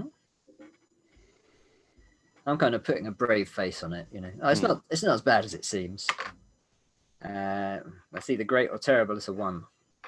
You manage to he put some gauze over your wound, and you recover 1 toughness from that. How badly hurt are you? Yeah, pretty bad. So, okay. Bobbin comes over with her, what do you call it? Herbal cure, and tries the medicus roll. So that's cunning. That's a 7, that's fine. And so that would heal 1d6. Well, 3. Well, and she says, "That's the way you treat your colleagues." What did you roll, sorry? That's the way to treat your colleagues. Not throwing saws on them. Robin, I've been waiting for this, for what seems like the right opportunity, and you're so good to help me now. And I just wanted to really, I know nothing I can say will make it better. That's true. I wanted to offer you my apology. I'd had a terrible row that day with Chimera, and I lost my temper. And I lost a leg. I know. And that's my fault. And if I could turn back time, I would. just know that I deeply regret it, and I'm really sorry. Could you tell me what made you so angry that it cost me my leg? Well, you know, Kamira and I haven't been getting on as well these past years. No, not really. Couldn't tell. Well, we lost our daughter 2 years ago to the day, actually.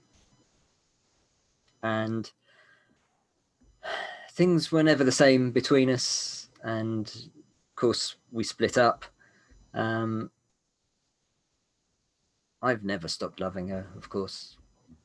I don't know why she's a different person. And I suppose I am too, really.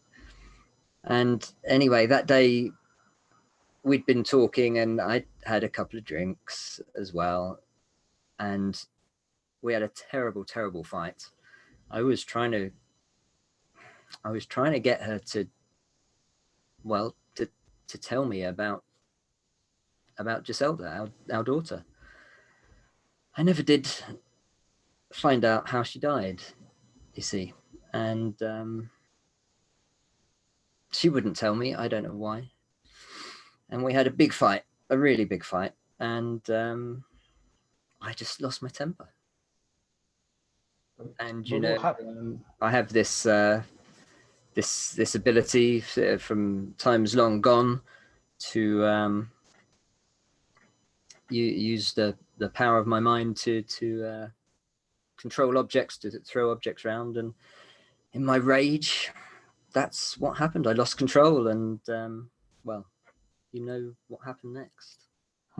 It's no excuse, but maybe if you understand it, well, it won't go. I know it doesn't go any way to making it better, but I've been wanting to find this time to tell you that. Well, thank you. Yeah, it's I'm not sure I can forgive you, but well, maybe someday at least I'll understand you. Thank you. With that, Garolo. You're quiet, Phil. Really? Yeah. Hear me now? Yeah. Beautiful. With that, Garolo returns to the table, takes the all the stuff out from his pockets, puts them back in his pockets, and gets his hunting knife. Says, "Right, now everyone, pay attention. We've got this beautiful young creature here, and yeah, this is how it's done. Okay." And he holds the knife up and sort of gestures down and strangely looks like he's paying his respects to the creature. Locuslar, can you roll your cunning? With the +2 modifier.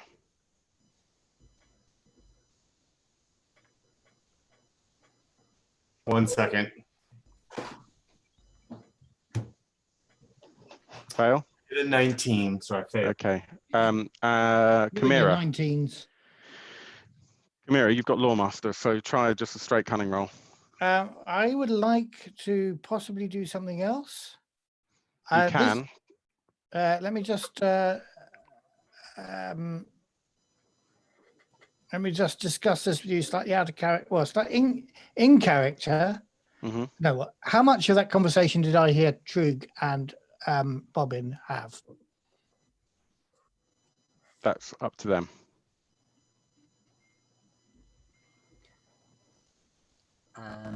Well, I guess I wasn't sort of shouting or broadcasting, but equally I wasn't particularly trying to keep secret. Okay, do you want to test your vigilant then? Okay, I'll test my vigilant. I didn't hear it. Okay. Okay. You probably heard enough to have an idea of what they were talking about and a couple of keywords here and there then. The key thing is, did I hear the date? Did I hear the bit where he said 2 years ago to the day? Of course you did. There you go. Okay, right. So I'm reminded then, and I'm particularly reminded by what's his name? The course leader keeps going out of my head. Garolo. Little twerp. Garolo. So Garolo is doing the same sort of. It reminds me of that sort of solemn ritual of sacrifice. Mhm. That That your character knows certain about. memories. Yes. And also the key thing that nobody's that's the ritual that hasn't happened today and Mhm. should do. Mhm. And so I'm just wondering whether I'm just a bit suspicious here, whether it's worth me looking at his true form, see whether he's all he says he is. Yeah, Yeah? you can do that. Okay. So how do I do that? Resolute. Resolute. Any modifier? He's not. Oh, it's going to be modified by his resolute, or by, does it say? It's resolute versus resolute. Okay, he's not overly resolute, so you're going to get a +3 on that. +3. Going to be very hard for me to fail. Yes. And I don't. I get a 4. Okay. I'm just With gonna true take... form, are you just looking at him? I will take the bigger picture in, and I would also Okay. look at Toby, definitely. Locust, Okay. I mean. Okay. We can't hear you, Toby. But, okay, so... I know. I'm not saying anything. Okay. So Why he would continues with his action.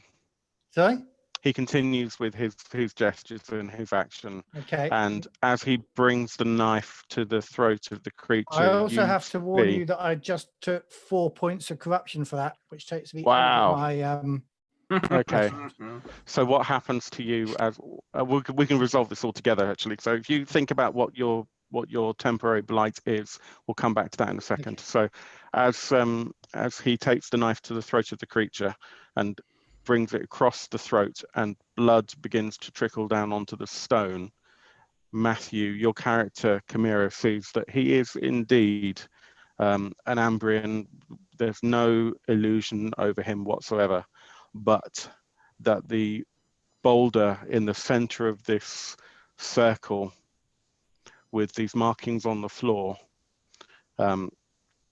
is the boulder is in fact a sacrificial rock with carvings on it, and as the blood trickles into the grooves and your true form spell fades, and everyone can now see that this is a sacrificial altar, the sky darkens, the sounds of the forest all dissipate as you hear vines growing from around you. And Locust, can you roll your vigilance, please, for me? Yes. I get a 13 under 15. Okay, so as you recall this, the space that you're in and the strange markings that actually had been on the ground that you had somewhat noticed, you realize that as you look up that the sky is darkened and these vines are rising around you and coming up over your heads as tall as the trees you saw before in a perfect circle around you, and that you are in the center of a wooden labyrinth. Garolo then looks up at you, Chimera. I'm sorry, I couldn't stop them. I had no way of... As his eyes sag and tears run down, which turn to blood and ichor, his skin falls from his face and his height changes. He becomes taller. His back legs begin to paw at the ground, and his form is replaced by that of a blight-born beast. You notice behind you, Locuslar, that the only entrance to this walled circle is directly behind this beast with huge horns, and it's drooling as black ichor and blood is matting down its fur. And as it backs up, ready to charge, you understand that there's something else going on, and it's staring directly at you, Chimera.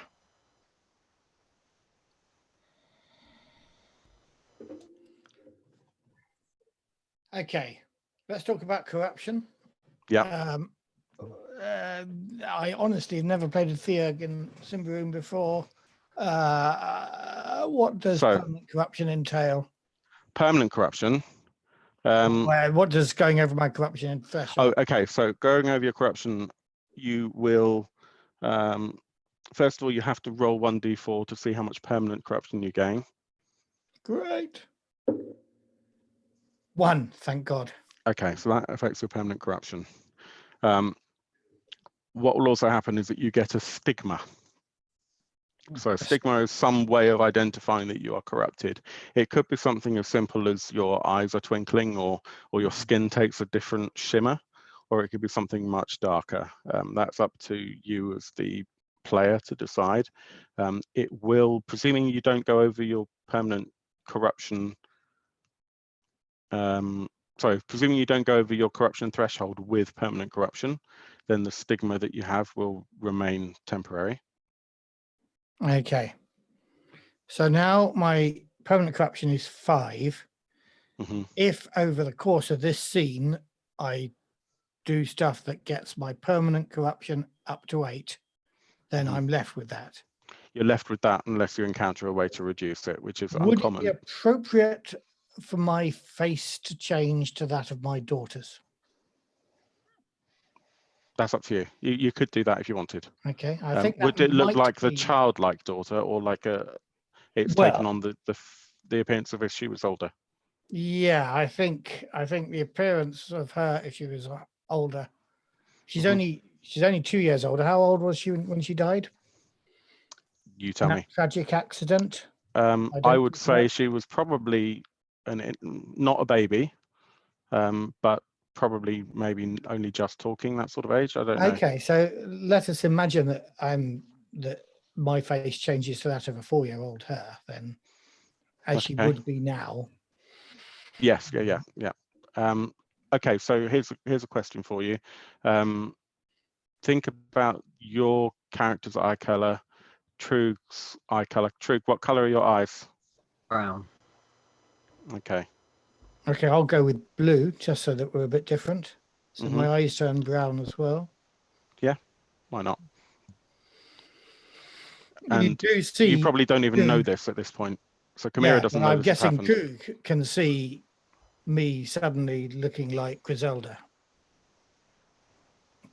I weirdly warped Griselda's head on my adult body.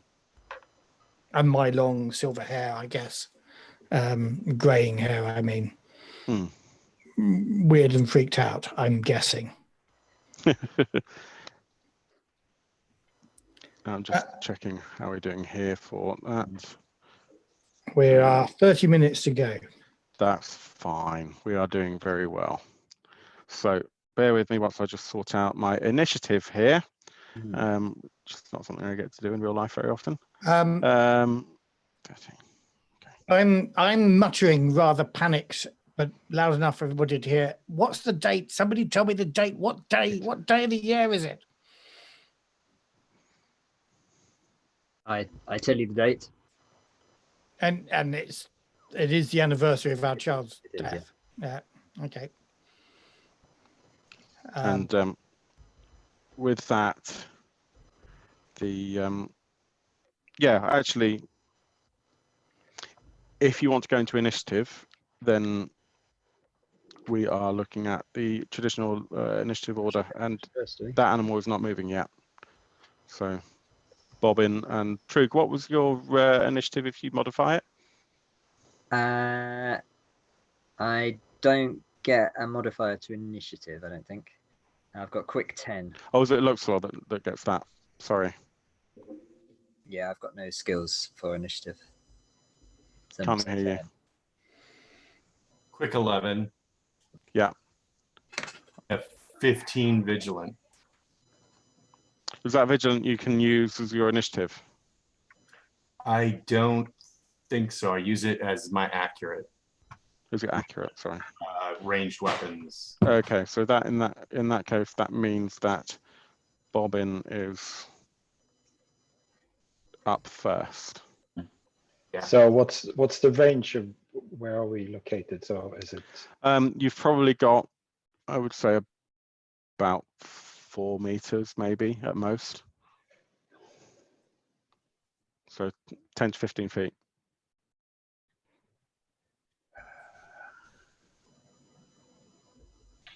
And this looks like a huge, almost like some kind of bull beast or sort of wild creature. so if Bobbin can bring out her bow and arrow and Yeah. shoot, I think that's what she'll do at this point. Mhm. And that would be modified by -3 to hit that. -3, so that's a 10. Awesome. No, well, a 10 to hit, and I got a 15, so I miss. Okay. This thing is going to be looking to stampede directly at Chimera. Where is, sorry, so I know it's Locust Lars go first, but where is the dagger that, the hunting knife that Garolos was holding? It's on the table, on the stone. Mm.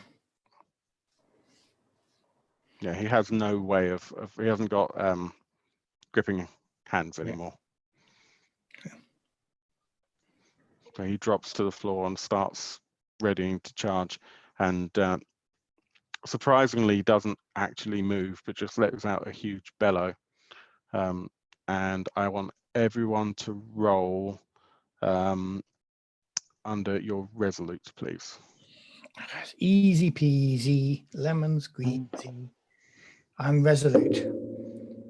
It's the only way I can stand the fact that I killed my own daughter at 4. Excellent. Did 19. anyone fail?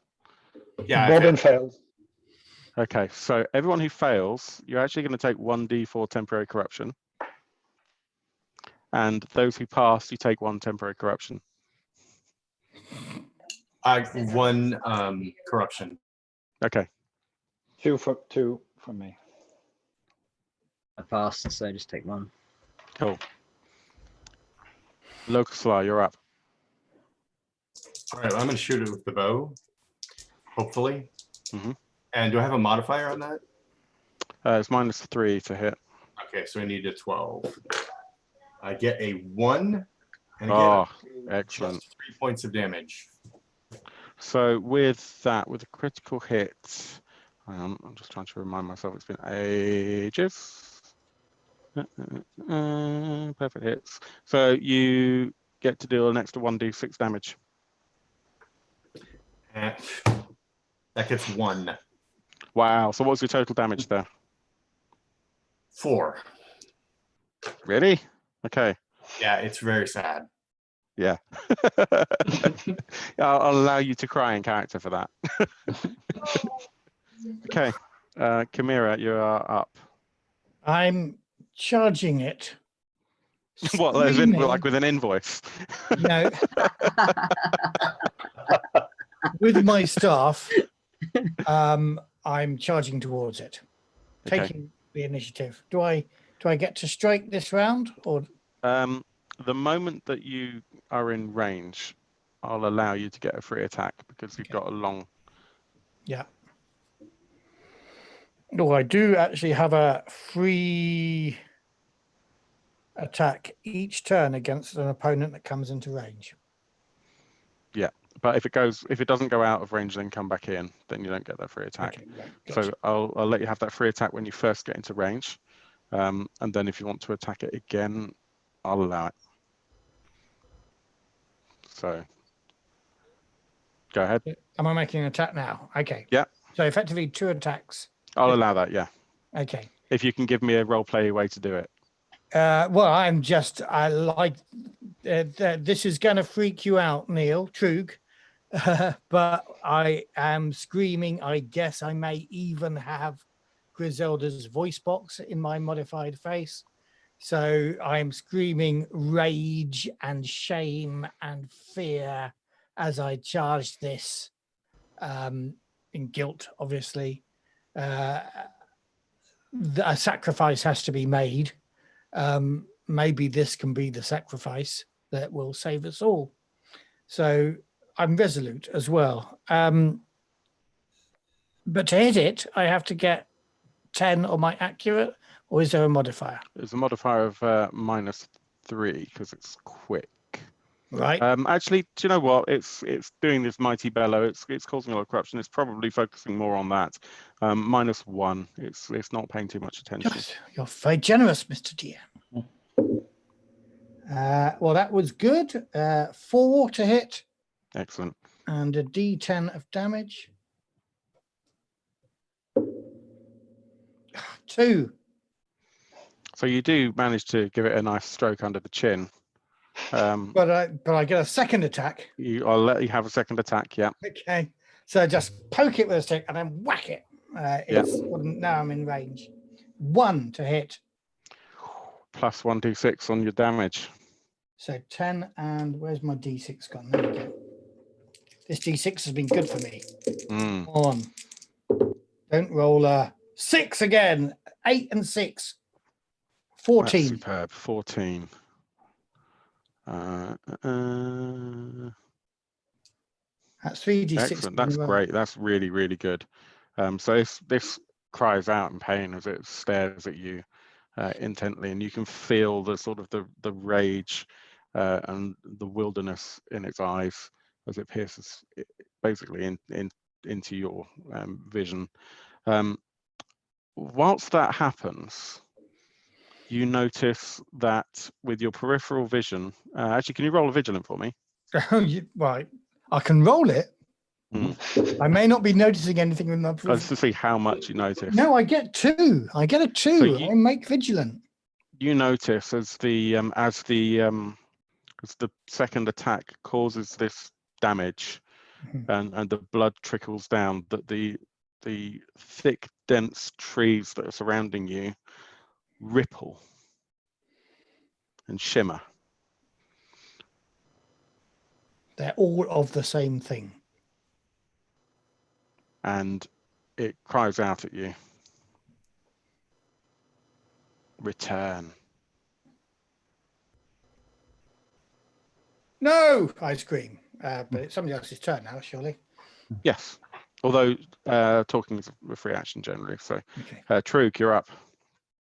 Okay, quick question. Yes. Got Blessed Shield on my sheet. And it says type passive, but presumably to cast that would be an active action, right? So I couldn't attack. Yeah, I cast think that. so. Yes. Oh no, I think you just need to use it. What? Can you remind me what it says? It says with a successful roll against Resolute, you can surround yourself yes. with a warm glow, providing 1d4 armor. Yeah. So you have to actually cast that. So Yeah. you can. But is it a choice between attacking or using that, or can I do both? Because it's passive, and as we're doing a one shot, I'm not even going to bother looking it up. Go for it. All right. So in that case, mutter. If I remembered you had that earlier, we could have probably saved you a whole lot of pain. I know. I just wasn't expecting that moose to be so hard. A quick prayer to Prios, asking for his protection and blessing, and cast Blessed Shield. And the air sort of shimmers in front of me a little bit, and I cry out, "Chimera, what the hell is going on?"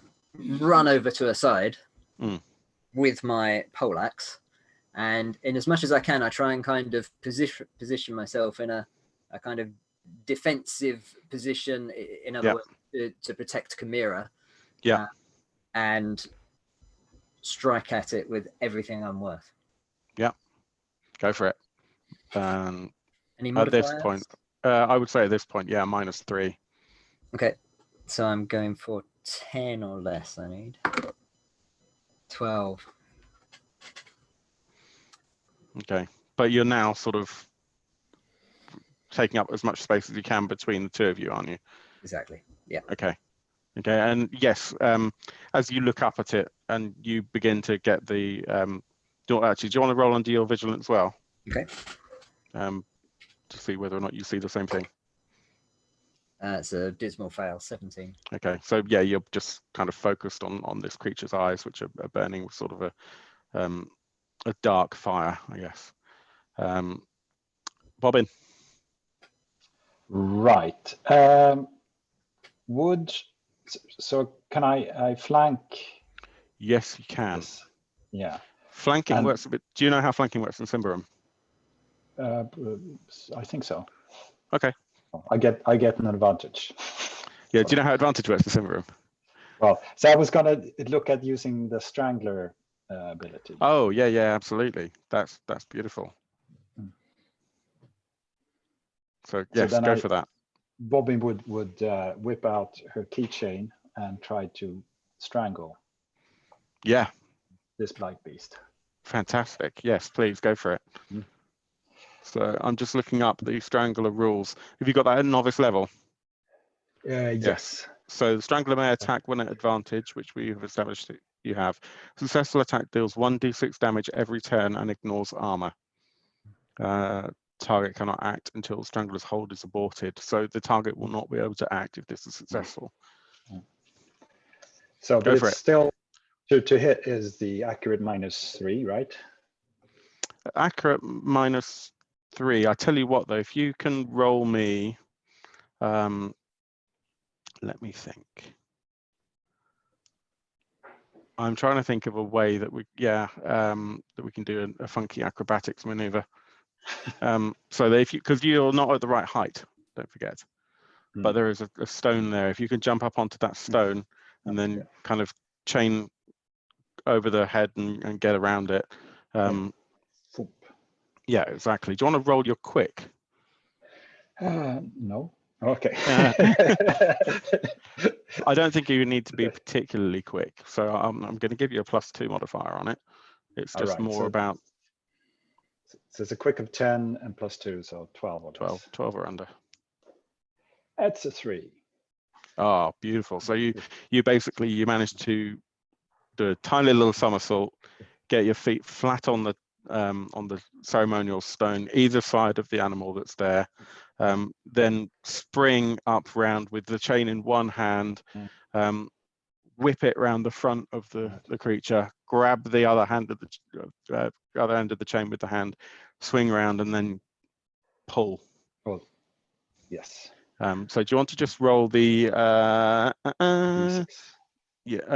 roll your cunning as cunning's next round. Yeah, so go for it. 1d6. 5.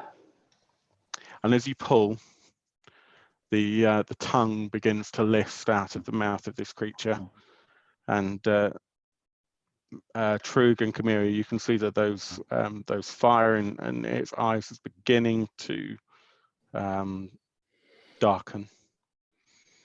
And can everyone roll a vigilant for me?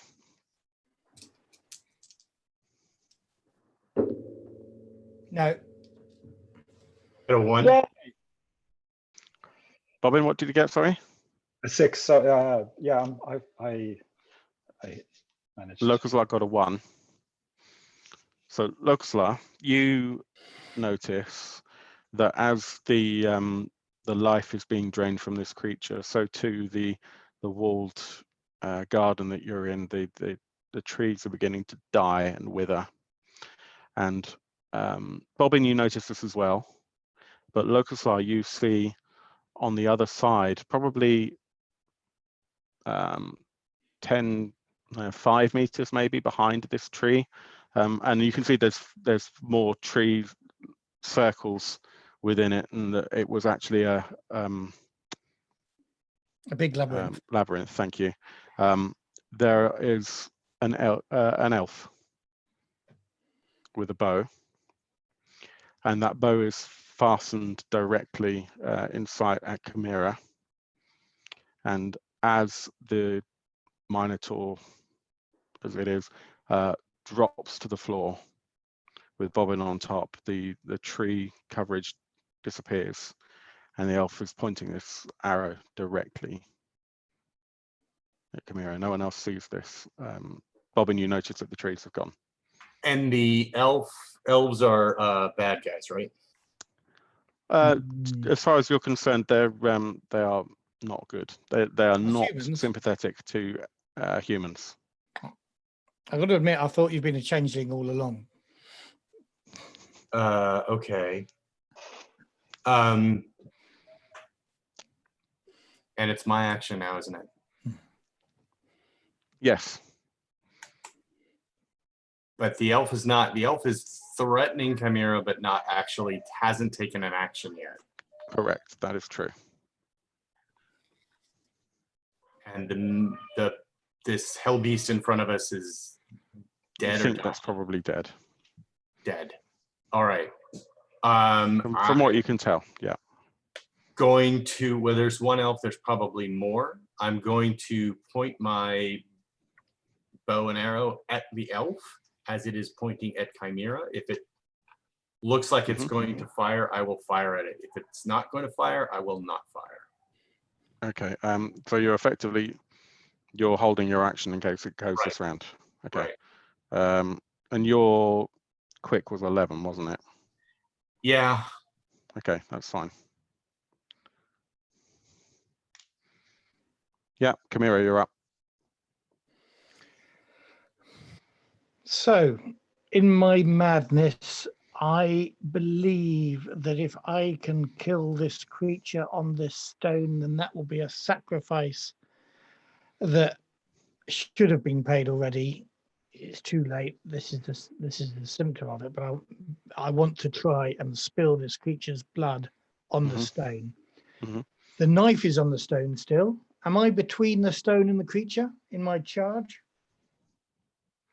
I would say that actually you're forming like a triangle because Bobbin has jumped from the stone to the creature, which is here, and you're probably here. So where's the stone in relation to your two hands there? Hang on, I'm determined not to draw So something. I mean, am I reaching behind me to get a knife? Am I reaching Oh, I see. across the stone? I see. You are reaching beside to your left to get the knife. Get the knife. Okay, I will grab that knife. Yes, it is within reach. Do I have time to do anything with the knife? No, probably not. Just move.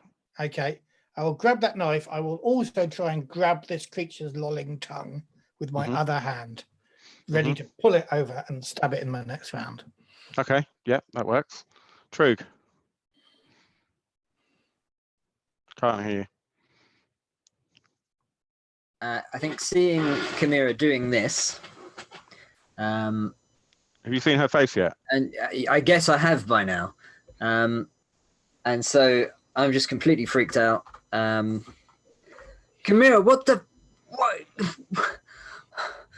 what's going on? Please tell. My little eyes are red and wide, and there's tears coming down my cheeks. What can I do to help? I just had a nasty thought, but I'll leave that. Yeah, talking, as I said, is a free action, so you can say as little or as much as you like in this. Well, I'll say I sacrificed her, Trug. I sacrificed her. Can I change my held action? No. I want to shoot Chimera now. Yeah, did you say that loud enough that everyone heard? Well, I said it to Trug. They can make a vigilance roll if they want. Yeah, I wasn't I'll allow that it. worried about my volume. It wasn't whispering by any means. Toby's still rolling with D&D dice. Yeah. Sometimes it works, sometimes it doesn't. Bobbin, did you hear that?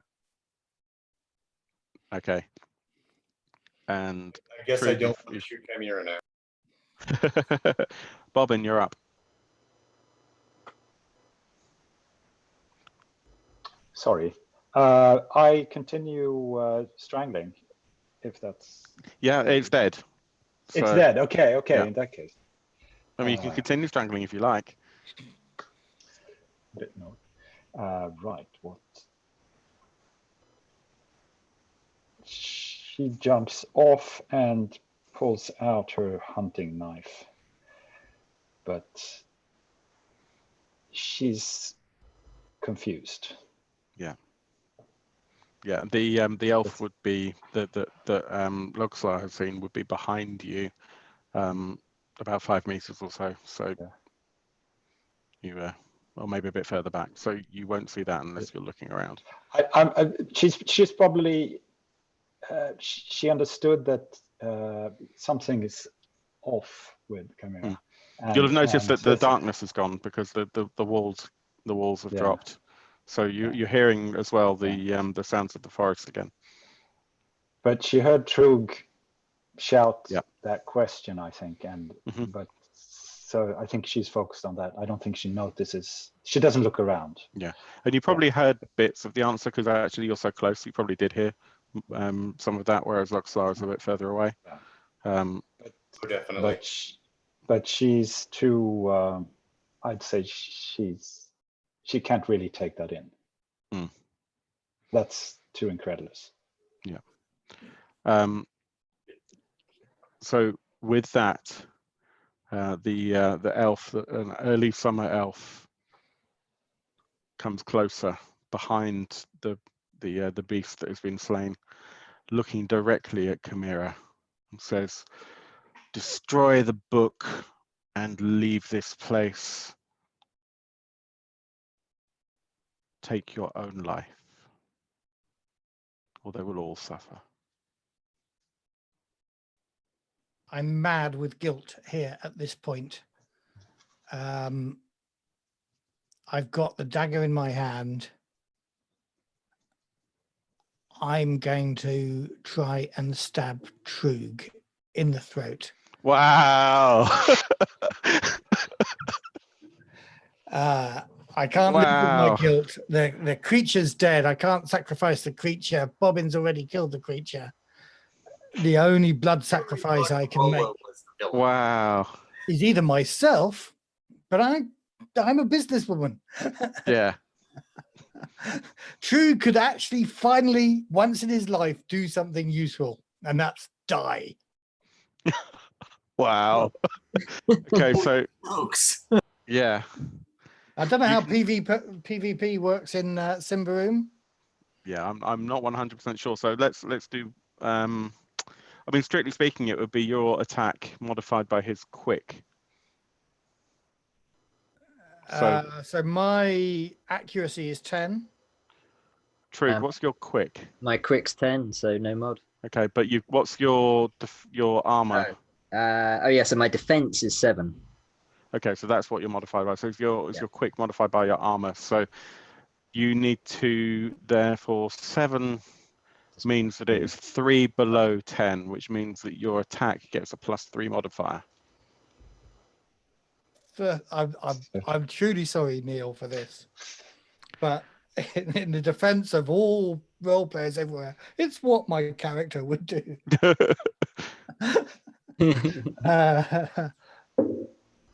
My mad and guilt, but I miss. In my anger, I stab at him. So Neil, you tell me, does Trug block and parry, or does he just move out of the way? So I think as all this was going on, he's just incredulous, and so I'm just kind of taking a few steps backwards, just reeling, not believing what I've seen and what I've heard, just completely unable to compute. And then as she comes up at me, I just, my kind of training kicks in, and I just kind of dodge slightly to the side, and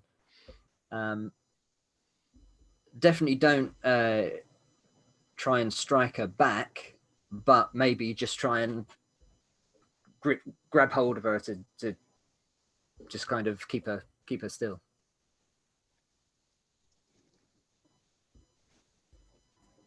Right.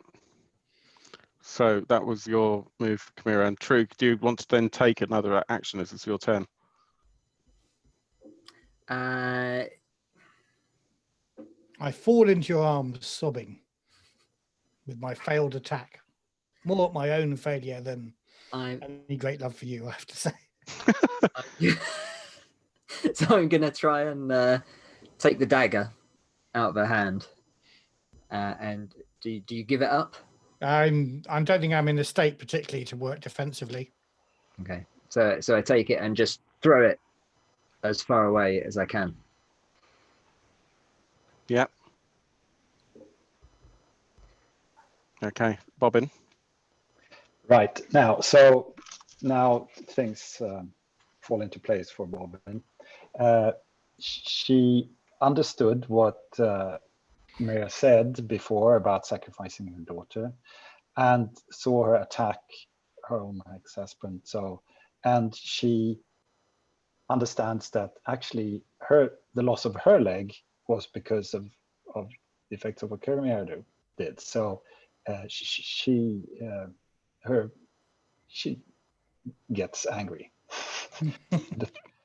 And actually I would think so. whips out her hunting knife and the metal fastening pin and attacks. Oh, the twin attack. Yeah. Nice. What is Chimera's quick?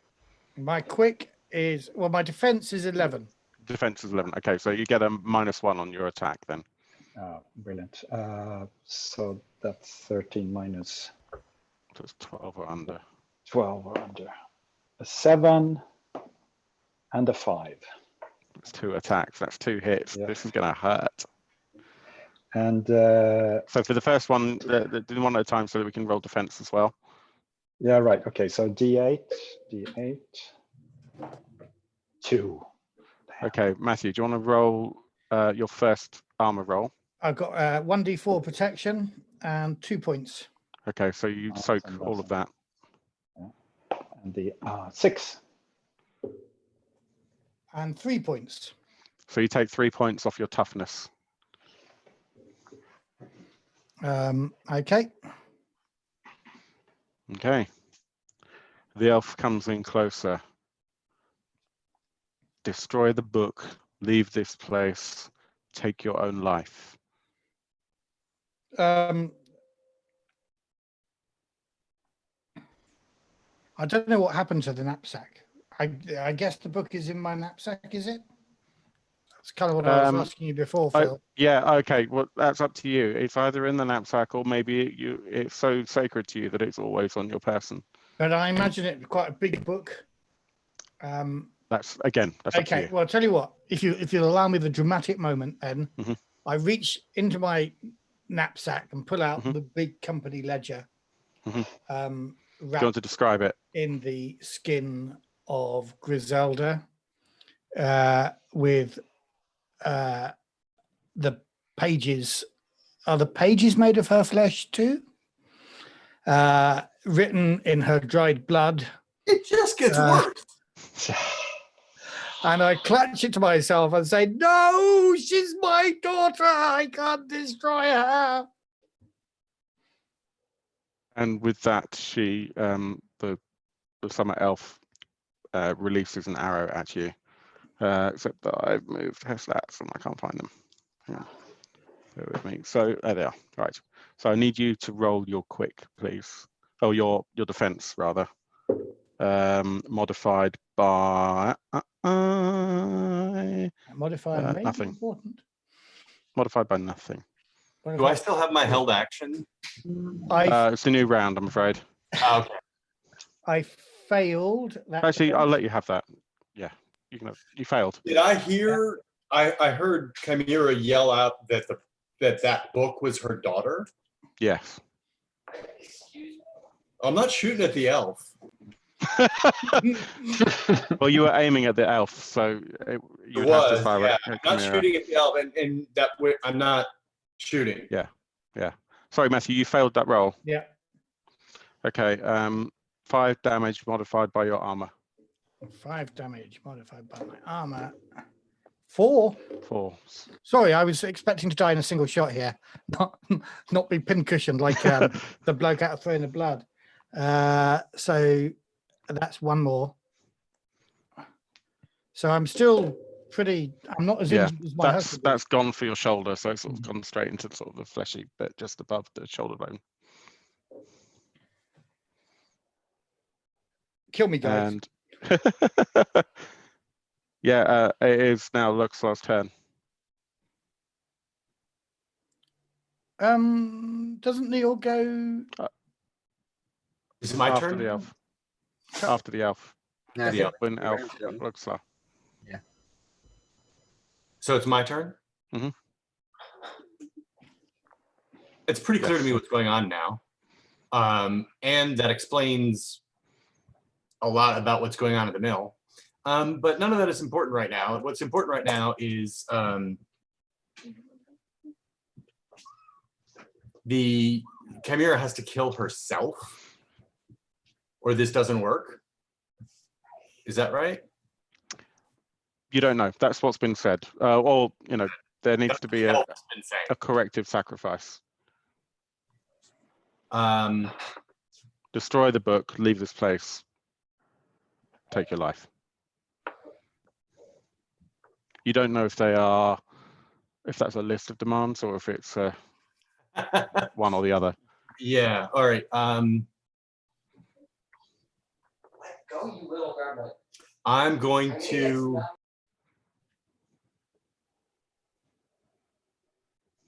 All right. I'm going to. Man.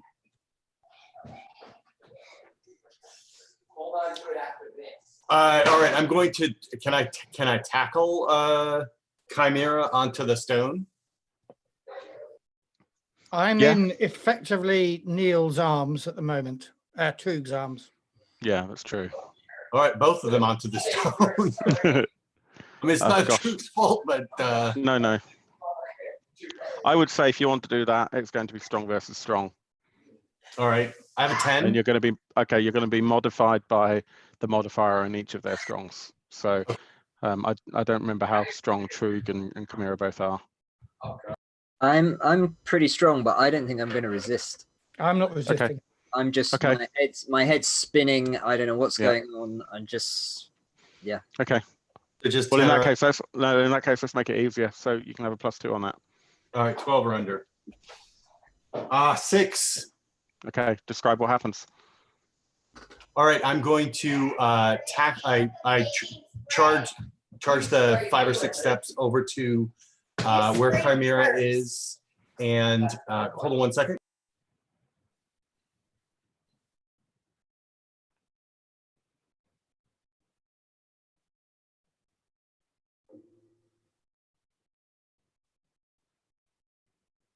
Sorry about that. The children are misbehaving in a way that I cannot believe.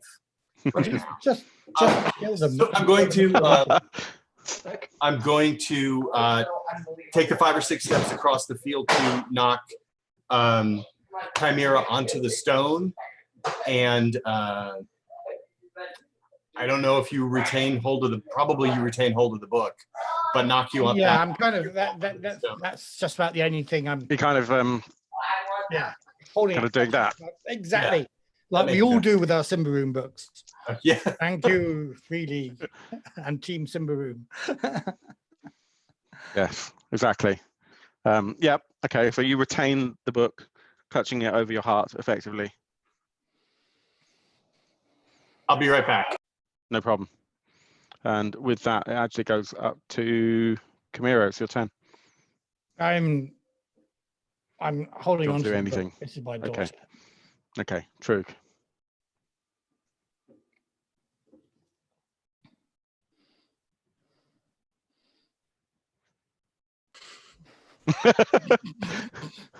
Come on, we're overrunning now. There's an alien game about to Wasn't start. I just told our next game that we weren't overrunning, so you're showing me up now.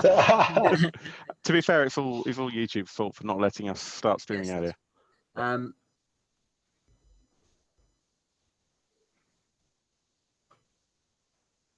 Tell me this isn't true. I can't believe you would do this. And I reach for the book, and I'm going to try and grapple the book off her. No, it's Griselda! Strong versus I strong. say with Griselda's face and weirdly Griselda's voice that you haven't heard for 2 years. So just do a strong versus I strong to see just how well want you do. to F your shit up, Neil. Wait, one of those was a swearing word and the others weren't, obviously. What's your strong? My strong is oh sorry, I'm is 7. Okay, so you get +3, I got 15, so 18. or less. 18 or under. 6. Okay. Rip the book out of my arms. With the amount of might that there was there, how did the book leave your arms, leave your hands? Are you still grappling onto it? Do you scratch it or anything like that? Bearing in mind the nature of the binding. Okay, I'm gripping it with my fingernails. Let's make this as visceral as possible. Okay. So there's scratches come down the He may be ripping my fingernails out as well as he pulls the book away. Let's go for the full gore. Okay. And the book is damaged as a result of this. Okay. And you take possession of the book. There's now scratches, literally like hand claw scratches across skin down that probably down like the front of the book, just at the bottom where she was sort of holding onto it. And I take a look at it. Does it in fact look like it's made out of person? Yes, absolutely, 100%. Okay. You have no reason to. I mean, you don't really know because it's a sort of artifact that you've never seen before. But you have no reason to believe that it's not what you've been told. I just needed to see it with my own eyes. Mm. Now, And you can feel your heartstrings being pulled, and you can smell her hair.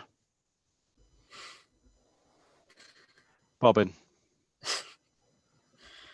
Bobbin strikes twice At at Chimera. She wants her dead. Now, I'm not really resisting this. Do I have to make a full defense roll or? It's up to you. Well, I don't have to make a defense roll. You're making an attack, right, Bobbin? Yeah, yeah, exactly. It's an unmodified attack. Yeah. But did you get a Or maybe bonus even on this easier attack? if you like. How easy you're making it? Completely easy. I'm not even aware of him. I'm Okay. looking at my daughter. +3 then. 3, so 16. Yeah, this is more about the precision of your attack than about successfully hitting. Well, the first fails, and the second just makes it. So let's say that was the D6 roll that got in. Oh fuck! 1. Yeah, so The armor that's takes it. yeah, the armor takes it. Yeah, you She's managed a to hit with the thing, but it just sort of stops, just dead. You're so upset by what you've heard, and the elf then fires an arrow at you again. I presume you're not going to move. Yeah. So, okay, so then you get. If you're not moving, we'll make it an easy one again. So you're rolling your defense -3.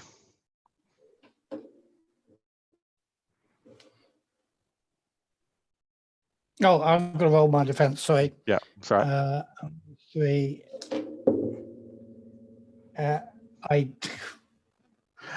I defended myself.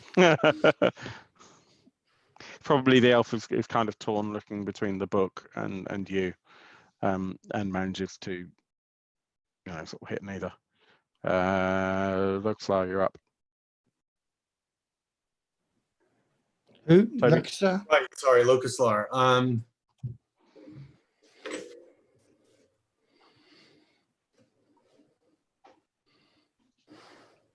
I kind of feel like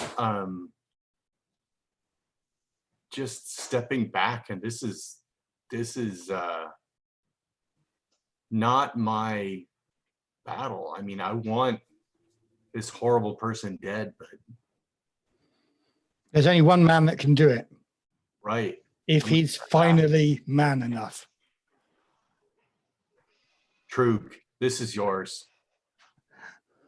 This is between you and her. And I'm going to step back.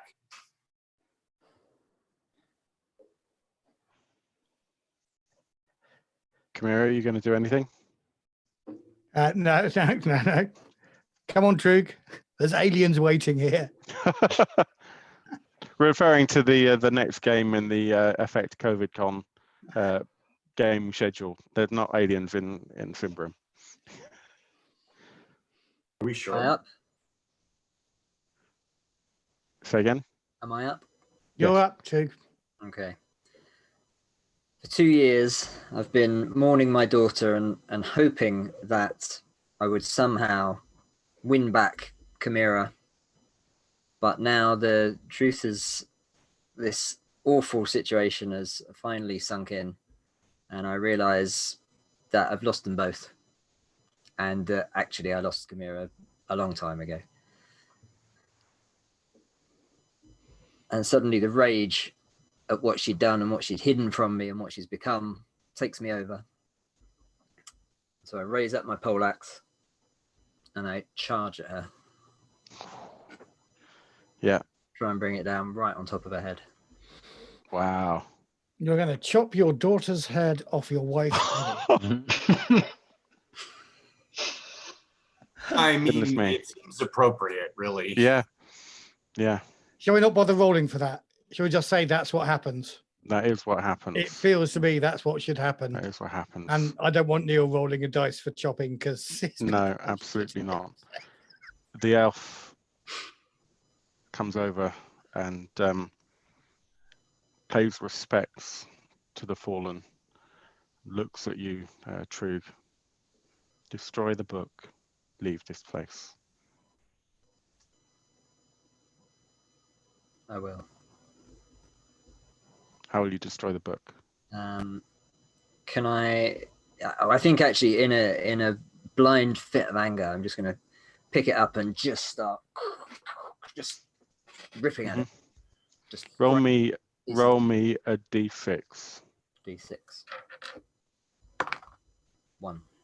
Okay. You take 1 point of permanent corruption as you tear your daughter apart. And for the first time in 2 years, you feel at peace.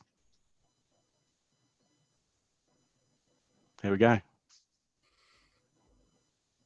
roll credits. Epilogue. Good. Epilogue. The mill begins to have its sales numbers dwindle. And as you tear these pages apart, you realize that it's the ledger for the mill, showing incredible sums that just don't appear to add up.